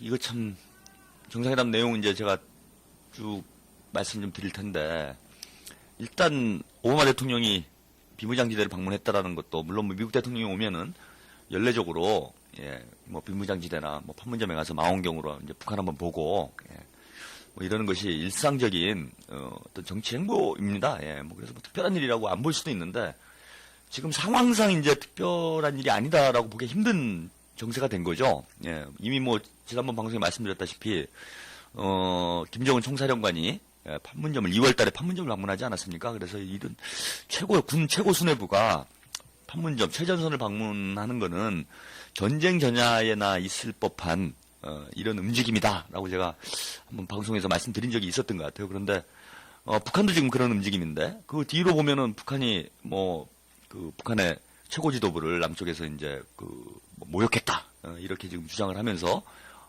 연일 지금 강도 높은 정치 공세와 군사적 움직임을 보여주고 있지 않습니까? 뭐 200만 명에 가까운 젊은이들이 지금 군대에 입대 청원을 했다고 그러고요. 북한 군대가 지금 한 100만 되니까 지금 당장 한 300만 된 거네요. 정규군이. 그리고 북한의 젊은들은 대부분 군대에 갔다 와요. 그러니까 전투 능력. 그리고 군대도 뭐 하루 2, 3년 갔다 오는 게 아니죠. 뭐 군대 갔다 온 사람은 뭐 7, 8년 뭐 이렇게 군대를 보통 갔다 옵니다. 그러니까 어떤 전투 능력이 상당 수준에 있는 사람들이 다시 재입대 청원을 한 거니까 사실 정규군이나 다를 바 없는 이런 수준에 있는 사람들이라고 봐야 됩니다. 예, 이런 사람들이 지금 한 300만 정도 군대가 편성이 돼 있고, 예, 뭐 연일 뭐 지금 성전을 결의를 하면서 남쪽에 대해서 지금 뭔가 군사적인 이런 그 압박을 넣고 있는 상황이고, 또 남쪽도 지금 이에 뒤지고 있는 상황이 아니잖아요. 예, 아까 뭐 초상화 사건 관련해서는 지난번에 말씀 좀 드렸고, 뭐 탈북자 문제 이런 것까지 이제 끌고 나오면서 뭐 유엔 인권 위원회에서 뭐 충돌도 있었죠. 남북 사이에 직접적인 충돌도 있었고, 김관진 국방장관이 이제 서해 구조를 순시를 하면서 이제 강력한 응징을 하겠다, 보복을 하겠다, 뭐 이런 언급도 있었고, 합참의장이 F-16 비행기를 타고 예, 또 순시를 하는 이런 뭐 분위기가 지금 형성이 돼 있고, 또 지금이 응징의 날이고 오늘이 응징의 날이고요. 뭐 응징 지금 뭐 추모 기간 아닙니까? 천안함 3주기. 뭐 한국 정부에서는 어쨌거나 북한이 지금의 소행이다라고 이렇게 주장을 하고 있는 거기 때문에. 북한과의 여러 가지 면에서 긴장이 조성되어 있는 형국에, 그죠? 그 응징의 날인 26일 날, 응징의 날 직전인 26일 날 미군의 최고 사령관이죠. 예, 미군의 통수권자인 오바마 대통령이 판문점 최전선을 방문했다. 이건 여러 가지 면에서 볼 때 이제 완전히 그 전쟁 국면으로 지금 가는 것 아닌가라는 인상을 줄 수밖에 없는 그런 움직임이다라고 봅니다. 예, 그런 움직임이다라고 보고. 이렇게 되면은 지금 상황이 이거 심각한 양상으로 가는 거 아니냐. 그나마 지금 그나마 좀 그 기대를 했던 건 뭐냐면은 그 남북 관계는 상당히 틀어져 있는 반면에 지난달이죠. 예, 지난달 29일 날 2월 29일 날 북미 간의 합의가 이루어지지 않았습니까? 예, 그래서 북미 간에는 지금 대화 흐름이 지금 형성되고 있는 것이었기 때문에 이런 북미 관계가 일정한 어떤 방파제 역할을 좀 하지 않을까. 그래서 남북 간의 어떤 물리적 충돌을 완화하는 방향으로 좀 작용하지 않을까. 이렇게 좀 예상을 했습니다. 그런데 지금 미국까지 이렇게 움직여버리면은 사실은 뭐 이제 더 이상, 어떤 완충 작용을 할 수 있는, 이런 수단이 없어진 거죠. 없어진 거다. 예, 그런 면에서 보면은 이제는 남북뿐만 아니라 북미 사이에도 뭔가 극단적인 상황으로 갈 흐름이 형성될 가능성이 더 높아진, 이런 영국 흐름이 아닌가 봅니다. 그래서 어제죠. 어제 6시 45분에 예, 오바마 대통령이 그 이명박 대통령과 기자회견을 했습니다. 이 자리에서 뭐 여러 가지 얘기들 했는데 제가 좀 소개를 시켜드려야 될 것 같아요. 예, 먼저 뭐 이런 말을 했습니다. 협상가들을 통해서 그죠? 위성 발사 시에 영양 지원 패키지를 추진하기 어렵다고 직접 얘기를 했다. 그러니까 지금 뭐 미국 측에서 계속 이런 의견이 나오지 않았습니까? 만약에 북한이 위성을 발사하게 되면은 식량 지원 문제를 처리할 수 있다 이런 얘기를 했는데 이 점을 지금 뭐 분명히 지금 뭐 확인을 해주는 이런 발언이었다고 봅니다. 그리고 이어서 그러니까 뭐 이 얘기는 식량 지원을 처리한다는 얘기는 영양 지원을 처리한다는 얘기는 결국은 북한하고 당장은 뭐 대화할 용의가 없다. 대화가 이제 불가능해진다. 이런 메시지를 좀 뭐 던진 것이나 다름이 없다라고 봅니다. 그러면서 뭐라고 얘기했느냐? 북한이 안보리 결의를 위반할 때마다 추가적인 고립 및 제재 강화 조치를 취했고 이번에도 아마 그런 일이 일어나지 않을까 생각한다. 이렇게 얘기를 했습니다. 이와 관련해서 북한 측에서는 만약에 이번 그 해관보 정상회의에서 성명을 발표하거나 어떤 추가 조치가 있을 경우에 강력히 대응하겠다라는 입장을 이미 밝힌 바가 있죠. 뭐 그렇게 되면 당연히 북한에서 유엔에서 뭐 결의안이 제재안이 통과된다든지 아니면 이번에 해관보 정상회의에서 뭔가 그 모종의 움직임이 발생을 한다든지 이렇게 돼버리면은 후속 조치로 지금 이어질 가능성이 높습니다. 일단 예상이 되는 거는 핵실험으로 좀 가지 않겠느냐, 3차 핵실험으로 가지 않겠느냐 이런 게 예상이 되는데요. 2009년도에 그랬죠. 2009년도에 인공위성을 4월 9일날 발사를 하고 유엔에서 어떤 제재 조치를 취하게 되니까 북한 측이 5월달에 핵실험을 하는 이런 흐름으로 지금 이어졌습니다. 이런 흐름으로 이어졌기 때문에 최소한의 조치는 핵실험이 되지 않겠는가 이런 게 예상이 되고요. 핵실험을 하게 될 경우에 이제 북미 간의 대화가 국면이 더 길어질 수 있는 거죠. 그죠? 이번 4월달에 인공위성을 발사하고 또 그럼 또 유엔에서 이걸 처리하는 기간이 필요합니다. 뭐 몇 주는 걸리겠죠. 그렇게 되면 또 5월달에 북한에서 핵실험을 하게 될 가능성이 높은데 뭐 핵실험을 했는데 바로 미국이 나와서 대화를 할 수 있는 형국은 아니잖아요. 또 핵실험 한 거에 대한 또 인공위성 발사는 사실은 뭐 어떤 면에서 보면은 이걸 가지고 제재를 하는 게 불합리하다라는 북한의 주장이 일정한 타당성이 있습니다. 인공위성 뭐 너도 나도 쏘잖아요. 우리가 쏘면 쾌거고 북한이 쏘면 도발입니까? 그래서 사실 좀 앞뒤가 안 맞는 얘기인데 어쨌건 간에 그래도 뭐 이게 대륙간 탄도미사일로 전용될 수 있는 문제다라는 이제 문제인식을 미국과 서방 진영에선 가지고 있는 거고 뭐 그런 차원에서 제재를 한다. 이거 대륙간 탄도미사일이니까 뭐 이런 지금 논리를 펴고 있는 건데 어쨌거나 제재를 하게 되면은 북한 핵실험을 하게 될 거예요. 최소한 핵실험을 하게 될 거고 그러면은 아니 합법적으로 할 수 있는 일도 이렇게 제재를 했는데 핵실험을 하면은 이제 더 큰 걸 해야 되잖아요. 그죠? 더 세게 제재를 해야 된다는 거예요. 그럼 뭐 명백히 미국 입장에서 보면 또 도발로 간주할 수 있는 문제가 아닙니까? 그죠? 그렇게 되면 더 강력한 어떤 조치를 취하게 되는데, 그러면 이건 이제 악순환으로 들어가게 되는 거죠. 뭐, 예컨대, 실효적인 때는 만약에 뭐, 유엔의 성명 정도 발표하는 걸로 끝난다 그러면은 그 다음에는 실효적인 어떤 군사적 행동이나 물리적인 압박 조치를 취하게 될 텐데, 미국 쪽에서. 그럼 북한도 그에 상응하는 군사적 대응을 하게 된다라는 겁니다. 그 다음 수순은. 그러면 결국 물리적 충돌로 전개될 가능성이 상당히 높게 되고, 남북 사이의 물리적 충돌은 그래 아주 크게 판이 벌어졌다고 해봐야 이제 뭐 한반도에서 전쟁 나는 것 아니겠습니까? 이것도 뭐 결코 일어나서는 안 될 일이긴 하지만은 그래도 어쨌건 남북 사이에 뭐 이명박 정부와 북한 측하고 뭔가 마찰이 생겨가지고 뭐 국지전을 좀 하다가 야 이거 큰 판이 돼가지고 전쟁이 터졌다 해봐야 이거는 재래식 무기 가지고 한반도에 전쟁하는 수준이 되는데 미국하고 북한하고 붙는다 그러면 이건 뭐 100% 핵전쟁 아닙니까? 그럼 뭐 미국 북한만 죽는 게로 끝나는 문제가 아니죠. 인류 전체가 공멸할 수 있는 이런 어마어마한 사태로 발전할 가능성이 상당히 높다는 겁니다. 그리고 북한의 기질상 뭘 물러서질 않아요. 그럼 뭐 여태까지 본 거 아닙니까? 그죠? 죽는 한이 있어도 우리는 물러서지 않는다라는 게 북한의 일관된 입장이었고, 이거 뭐 한 20년을 전 지켜봐가지고 이걸 모른다는 게 말이 안 됩니다. 그렇기 때문에 미국의 압박을 가한다고 그래가지고 북한이 핸들을 꺾는다.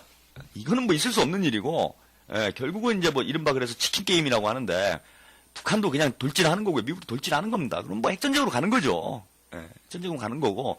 북한이 뭐 지난번 연평도 포격전에 대해서도 제가 말씀드렸는데 연평도 포격전이 벌어진 것만 봐도 핵전쟁 나는 거에 대해서 별로 두려워하지 않는다는 거예요. 뭐 미국은 어떤지 모르겠는데 북한 측에서는 연평도 포격전이 잘못해서 확전이 되면은 핵전쟁이 될 수도 있었던 거 아닙니까? 미국이 그 뭡니까 그 작전지휘권을 가지고 있기 때문에 결국은 뭐 미국이랑 부딪히는 거고.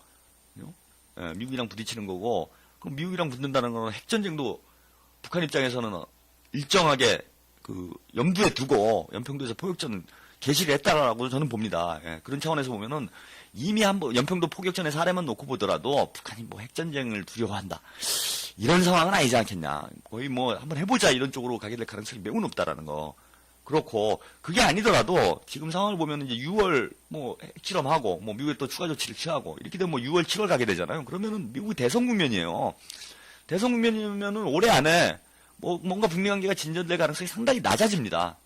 예, 낮아지면서 남북 관계는 이제 또 대선을 앞두고 더 격화될 거 아닙니까? 총선에도 이렇게 북풍을 못 해가지고 안달이 나 있는 형국인데 대선으로 가면은 더 심각한 국면이 올 수 있다라는 거예요. 그럼에도 불구하고 지금 미국에서 제재 얘기가 나오고 있다. 이거는 거의 지금 대화를 포기하는 저는 발언이 아니겠는가. 이렇게 좀 우려를 합니다. 그죠? 그래서 오바마 대통령이 또 뭐라고 얘기했냐면은 북한이 위성을 발사했을 경우에 진정한 결과는 상실된 기회라고 본다. 우리가 계속 제공하는 것은 기회다. 북한이 과거와 다른 길을 선택할 수 있는 기회를 제공했다. 그러니까 이건 역으로 얘기하면은 이제 지금까지 기회를 줬는데 대화할 수 있는 기회를 줬는데 북한이 위성을 발사하게 되면은 대화의 기회는 사라진다라는 쪽에 이제 압박하는 이런 발언이라고 볼 수 있습니다. 그러면서 뭐라고 얘기했냐? 지난달에 북한은 장거리 미사일 발사 임시 중지를 포함하는 조치 합의했다. 그런데 이번 북한의 미사일 발사를 하겠다는 의도를 발표했다. 이는 자신의 약속을 위반한 것이고 국제 의무를 위반한 것이다. 이것은 북한의 고립을 더 심화시킬 것이고 많은 인접 국가와의 관계를 더 손상시키고 이것은 또한 미래의 가능성에 대한 심각한 훼손이기도 하다. 라고 말을 했습니다. 이거 되게 중요한 발언인데요. 이게 북한 측하고 미국 쪽 주장이 좀 엇갈리고 있는데 북한에서는 일단 공식 발표가 이렇습니다. 사실이 어떤지는 모르겠으나 김정일 국방위원장이 생존해 있을 때 이건 이제 이번 인공위성 발사는 김정일 국방위원장의 생존에 그러니까 유운이다 이런 게 북한 측 입장이에요. 그래서 이미 미국 쪽에 통보를 했다는 겁니다. 우린 4월달에 인공위성을 쏴야 되겠다. 우리 이런 계획이 있다라는 걸 미국 쪽에 알려줬고 그러면은 그 미국 쪽이 아는 상태에서 2월 26일 2구 합의를 했다는 거예요. 그럼 미국이 인공위성을 쏠 거를 합의를 했다라면은 제가 지난주 방송에 말씀드렸는데 이게 미국이 알았냐 몰랐냐가 되게 중요한 문제라고 얘기를 했는데 미국이 알고 있었다는 겁니다. 그러면은 미사일 발사를 임시 중지하는 이 합의 내용에는 분명히 확인을 했을 거예요, 서로. 인공위성이 포함되느냐 마느냐. 그러니까 북한 측 대표였던 김계관 부상은 분명히 이해를 했을 거라는 겁니다. 4월 달에 우리는 백도를 앞두고 강성대국에 선포를 해야 되기 때문에 인공위성을 쏘겠다라는 얘기를 분명히 했을 거고 미국에서는 그렇다면은 미사일에 인공위성이 포함되는 거냐 안 되는 거냐. 북한에서는 안 됐을 거라고 얘기를 했을 거라는 거예요. 우리는 안 된다. 인공위성이다. 그러면은 미국에서 그러면 합의가 안 됐다. 예, 우리 합의 못 하겠다. 인공위성도 미사일이지 그게 어떻게 아니라고 하느냐. 이렇게 얘기가 됐을 거라는 겁니다. 그럼에도 불구하고 합의안이 나왔다는 건 무슨 뜻이냐. 합의를 했다는 거예요. 미국 쪽에서 인공위성을 우리는 용인을 해주겠다. 예, 그런데 이제 탄도미사일 쏘지 마라. 혹은 이번 것까지는 내가 용인을 하겠다. 예, 그런데 더 이상은 쏘지 말아다오. 예, 이 정도의 합의가 안 됐다라면 북한에서 이걸 합의해줬을 리가 없다는 거예요. 그럼 바로 들통이 날 거짓말을 왜 하겠습니까? 뭐 그럴 필요가 없는 거죠, 별로. 그래서 이미 공개된 바에 따르면 12월경에 미국 쪽에 인공위성을 발사하겠다라는 뜻을 표명을 했고 그 당시에도 이제 북미 간에 협상은 진행되고 있었던 국면 아닙니까? 그 7월 달에 1차 고위급 회담이 있었고 10월 달에 2차 고위급 회담이 있었고 원래 김정일 국방위원장이 사망하지 않았다라면은 12월 22일 날 3차 고위급 회담을 하기로 했던 시기잖아요. 그러면은 3차 고위급 회담을 준비하는 과정에서 이미 이러한 중대한 문제들과 관련해서는 상호조율을 했을 거라는 겁니다. 그러면 12월 달에 북한에서는 인공위성을 쏘겠다라는 계획을, 그리고 인공위성이 뭐 한 이틀, 한두 달 준비하고 쏘는 게 아니잖아요. 벌써 몇 년 전부터, 예, 북한 측 발표를 보더라도 2009년에 인공위성을 쏠 때, 우리는 분명히 상용위성을 쏠 것을 계획하고 있다는 입장을 낸 바가 있다. 이건 원래 우리 계획대로 하는 거다라는 공식 입장을 표명한 바가 있습니다. 그런 차원에서 보면 12월 달에 이미 통보를 했을 가능성이 매우 높고, 미국은 인지를 했다라는 거예요. 그런데도 불구하고 지금 딴 얘기를 한다라는 거는 오히려 뭐 북한이 지금 뭐 약속을 위반했다라고 국제 의무를 위반한 것이다라고 오바마 대통령은 주장을 하고 있는데 이건 사실관계가 분명히 다를 가능성이 높다라는 겁니다. 사실관계가 다를 가능성이 높고 그럼에도 불구하고 또 만약에 그러면 뭐 둘 중에 한 명 거짓말 하는 거잖아요. 예, 만약에 미국 쪽이 거짓말을 하는 거라면은 이거는 더 이상 북한과 대화할 용의가 없다라는 것을 오바마 대통령이 공식적으로 확인하는 이런 발언이 될 수 있고 또 하나는 이러면서 뭐라고 얘기했느냐. 미래 협상 가능성에 대한 심각한 훼손이다. 그러니까 더 이상 협상을 하지 않겠다라는, 대화를 하지 않겠다라는 대화 파기 선언을 그것도 핵안보 정상회의에 와서 한다라면은 이거는 사실상 이제 북과 대결하는 국면으로 가는 것이 아닌가. 이건 상당한 우려가 됩니다. 그죠? 예. 노래 한 곡 듣고 계속 이야기 이어가도록 하겠습니다. 아까 이정희 대표를 이제 헌정하는 노래 하나 보내드린다고 그랬죠. 이승철 씨의 그런 사람 또 없습니다. 보내드리겠습니다.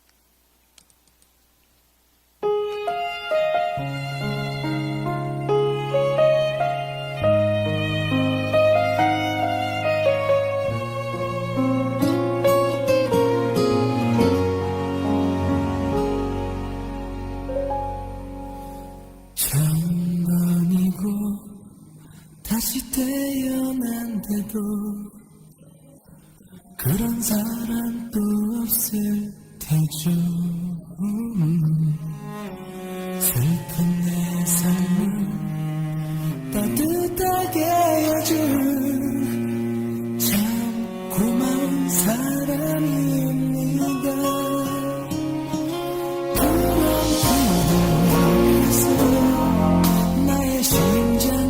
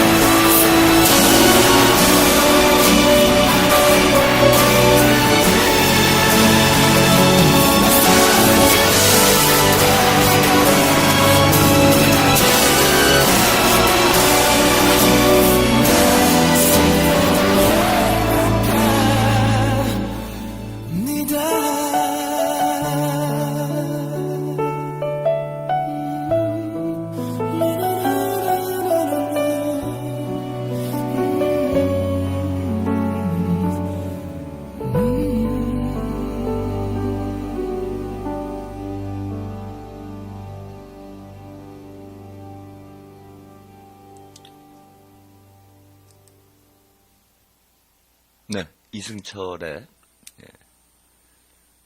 그런 사람 또 없습니다. 보내드렸습니다.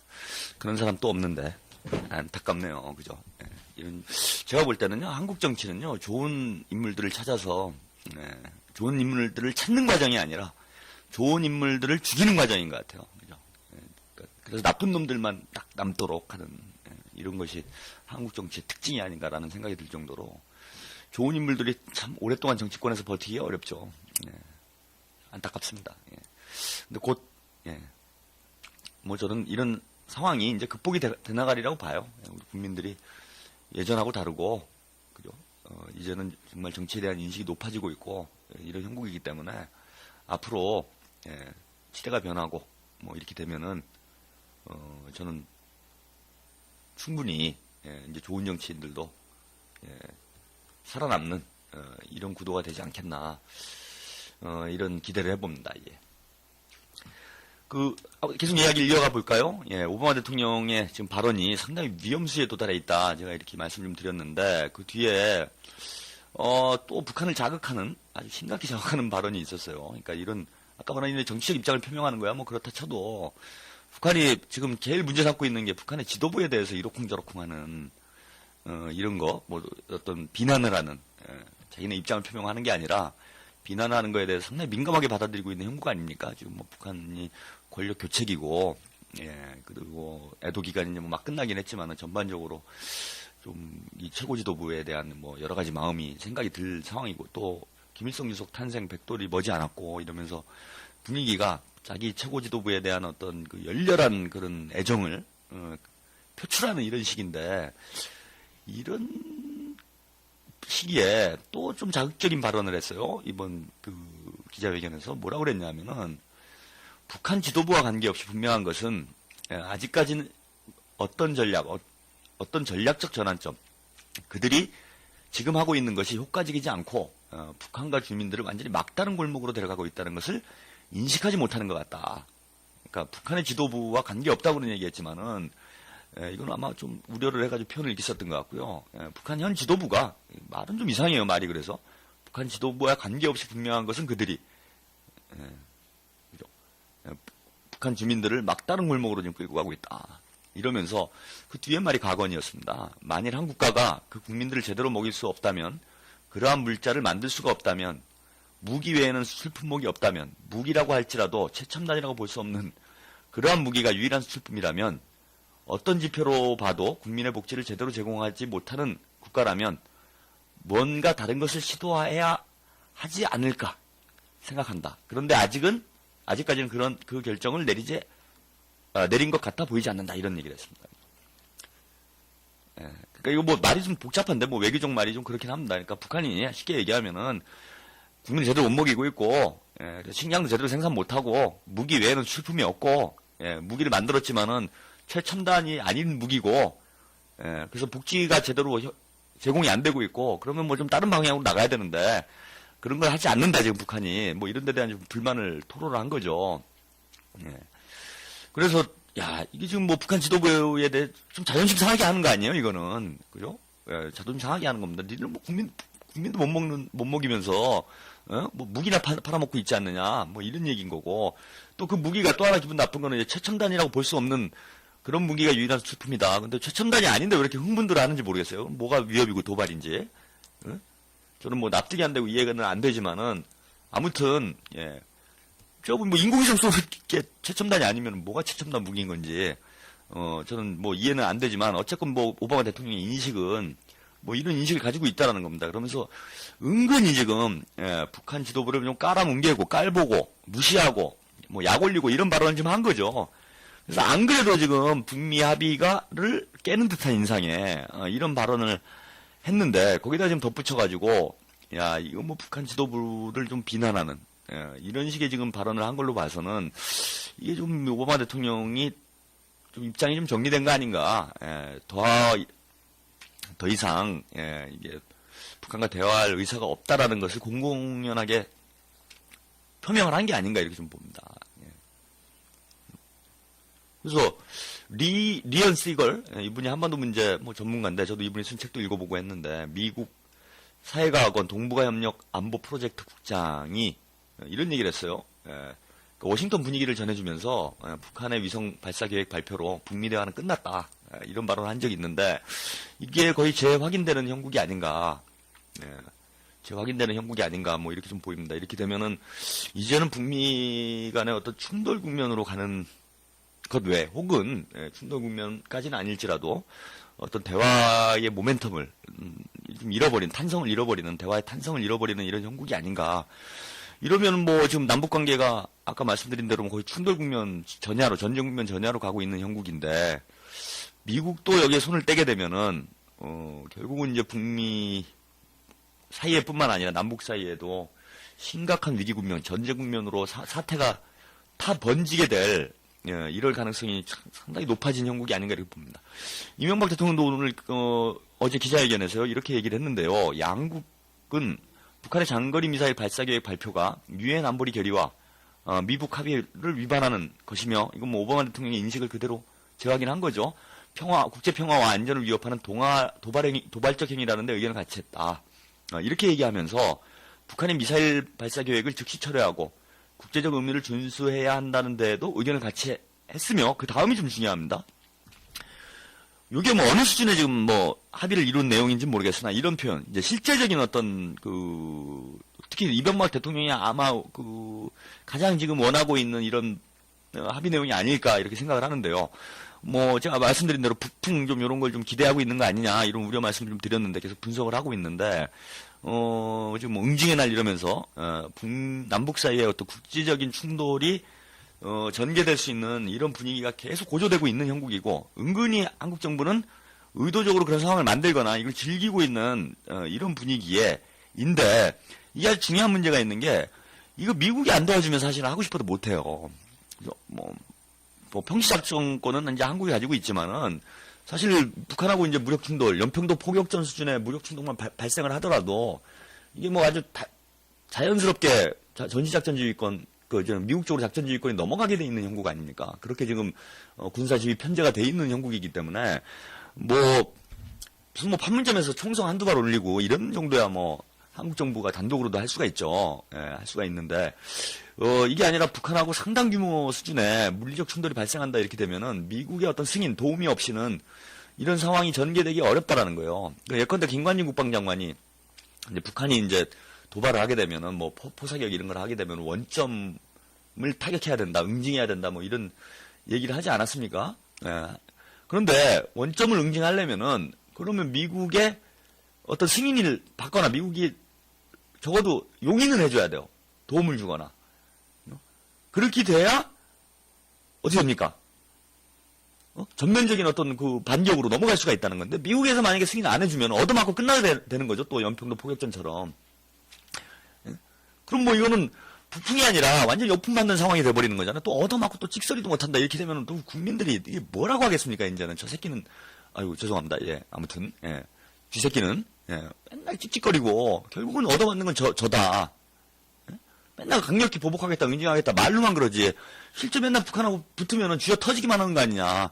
사실 뭐 천안함도 북한이 했는지 안 했는지 모르겠으나 만약 북한이 했다라고 치더라도 그럼 뭐 얻어맞고 말만 떠든 거잖아요 여태까지. 뭐 사과를 받았습니까? 무슨 피해 보상을 받았나요?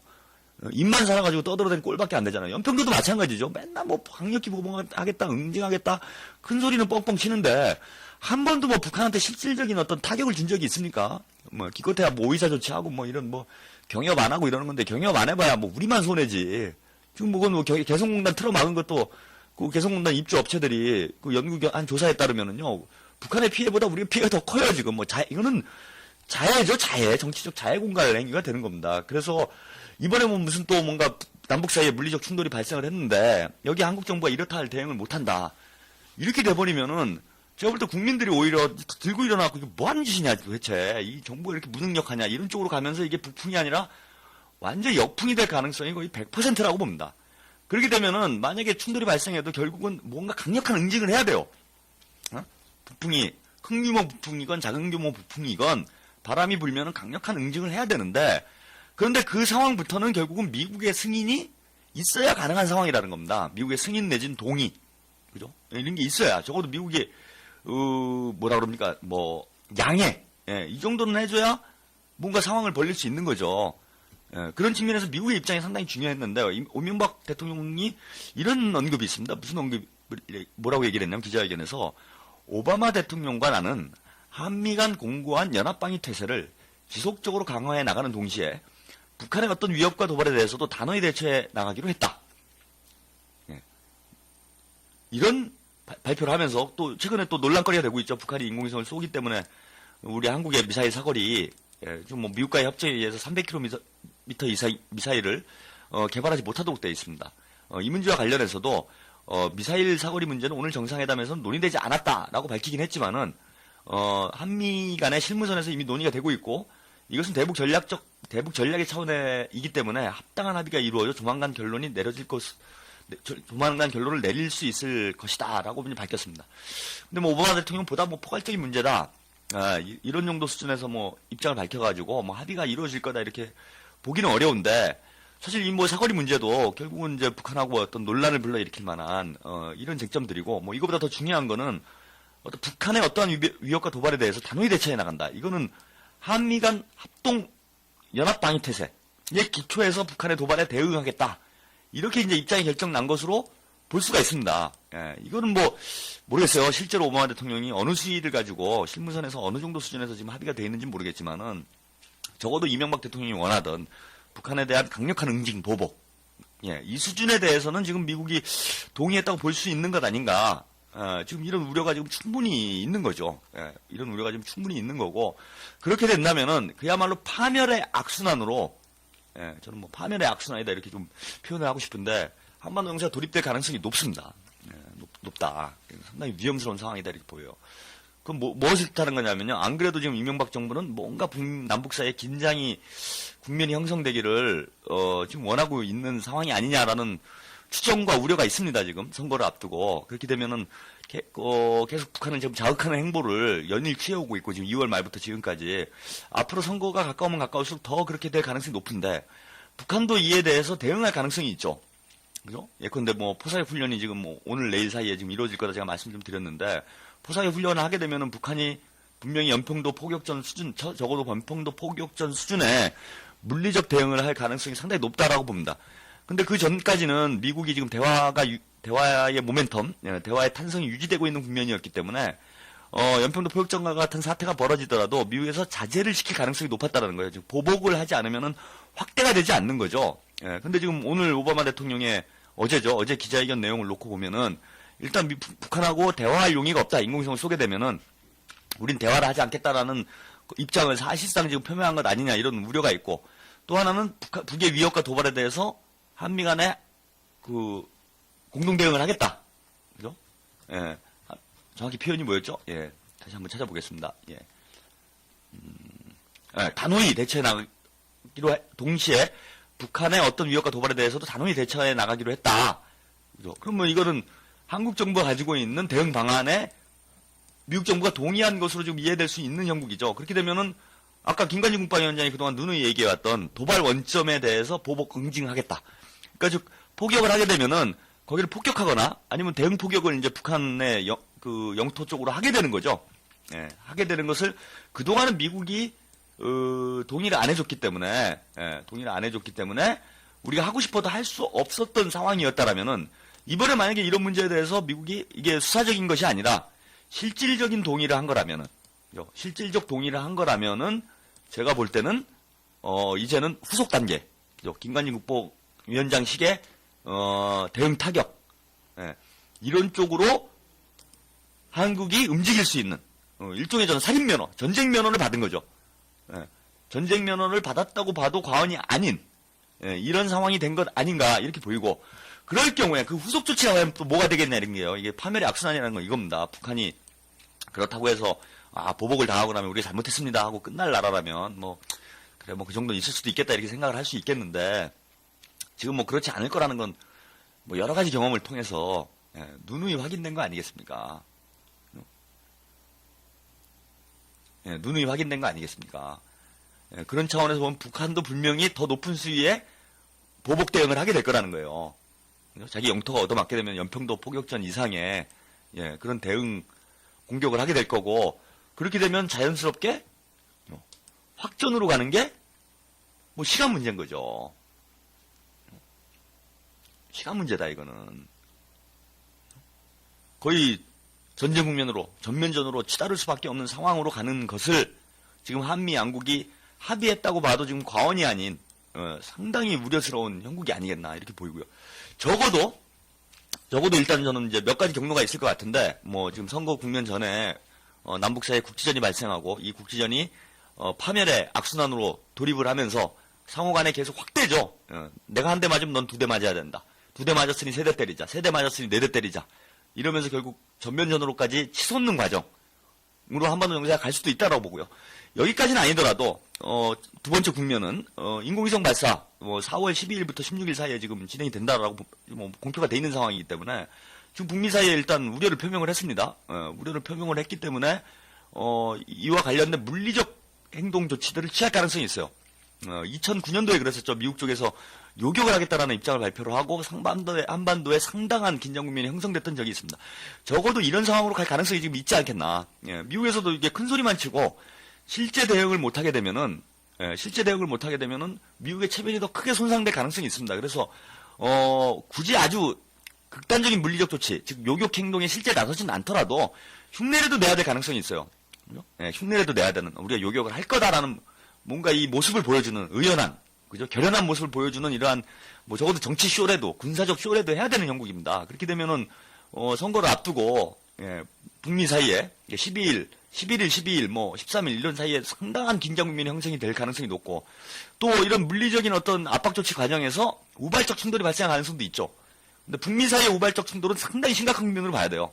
그나마 남북 사이에는 둘 중에 한쪽이라도 어느 시점에선가 이 파멸의 악순환의 고리를 끊기 위해서 그 행동을 중단하게 되면은 그죠? 일정 뭐 핵전쟁으로까지 확대되는 이런 상황이 중단될 수도 있는데 북미 사이의 직접적인 무력 충돌이 발생하게 되면은 사태 심각하게 먼저 갈 수 있다라는 거죠. 핵전쟁으로 가게 될 가능성 저는 상당히 농후해질 가능성이 있다라고 봅니다. 설령 지금 이제 4월 인공위성 발사 때는 미국이 2009년과 같은 경우처럼 별다른 조치를 못 취한다고 하더라도 결국 뭐 유엔에 가서 뭐라도 해야 돼요. 뭐 성명서라도 한 장 채택을 해야 됩니다. 아니면 뭐 안 되면 뭐 욕이라도 해야죠. 그래서 유엔 쪽에서 뭔가 북한에 추가적인 제재를 한다라거나 북한을 비난하는 뭐 성명을 발표한다거나 이런 쪽으로 가게 되면은 북한이 바로 이어서 핵실험 혹은 그 이상의 어떤 군사적 물리적 행동으로 나설 가능성이 상당히 높다라고 봅니다. 그럼 뭐 이제 아마 5월 국면에 북한 쪽에서 핵실험을 하게 되면은 이것도 역시 파멸의 악순환과 유사한 거죠. 시간은 조금 더 길어지겠지만은 파멸의 악순환과 유사한 국면이 오게 된다. 그래서 북한이 유엔에서 미국이 제재를 하게 되면은 북한이 또 그에 대한 상응 조치를 취하게 되고, 그럼 뭐 핵실험 이상의 어떤 행보를 보이게 되고, 그런 상황이 벌어지면 또 미국이 뭐 그보다 더 센 조치를 안 취할 수가 없어요. 센 조치를 안 취할 수가 없습니다. 그래서 더 센 조치를 취하게 되면은 북한도 또 그에 상응한 더 강력한 물리적인 어떤 행동으로 나서게 되고, 그 더 강력한 물리적 행동이라는 건 결국 마지막에 있는 거는 뭐 여러 단계가 있겠지만은 마지막 가가지고 서로 계속 파멸의 어떤 이 주거니 받거니 싸움을 하는 거 아니겠습니까? 파멸의 이건 뭐라고 해야 되냐? 하여튼 뭐 계속 서로 이제 도수를 높여가는 이런 방향으로 흐름을 만들어 가게 될 텐데 맨 마지막 단계는 결국 전쟁이라는 거죠. 그래서 어느 시기가 되건 뭐 올 6월, 7월 뭐 이런 국면이 되면은 4, 5월에 뭐 심각한 사태로 이게 확전이 안 되더라도 4월 달에 아마 4월이 좀 유력하다고 보는데 4월 달에 심각한 국면으로 안 가더라도 결국 6월, 7월 국면에 가면은 북미 사이의 어떤 직접적인 무력 충돌로 확산될 수 있는 가능성이 지금 농후한 정세로 가고 있다.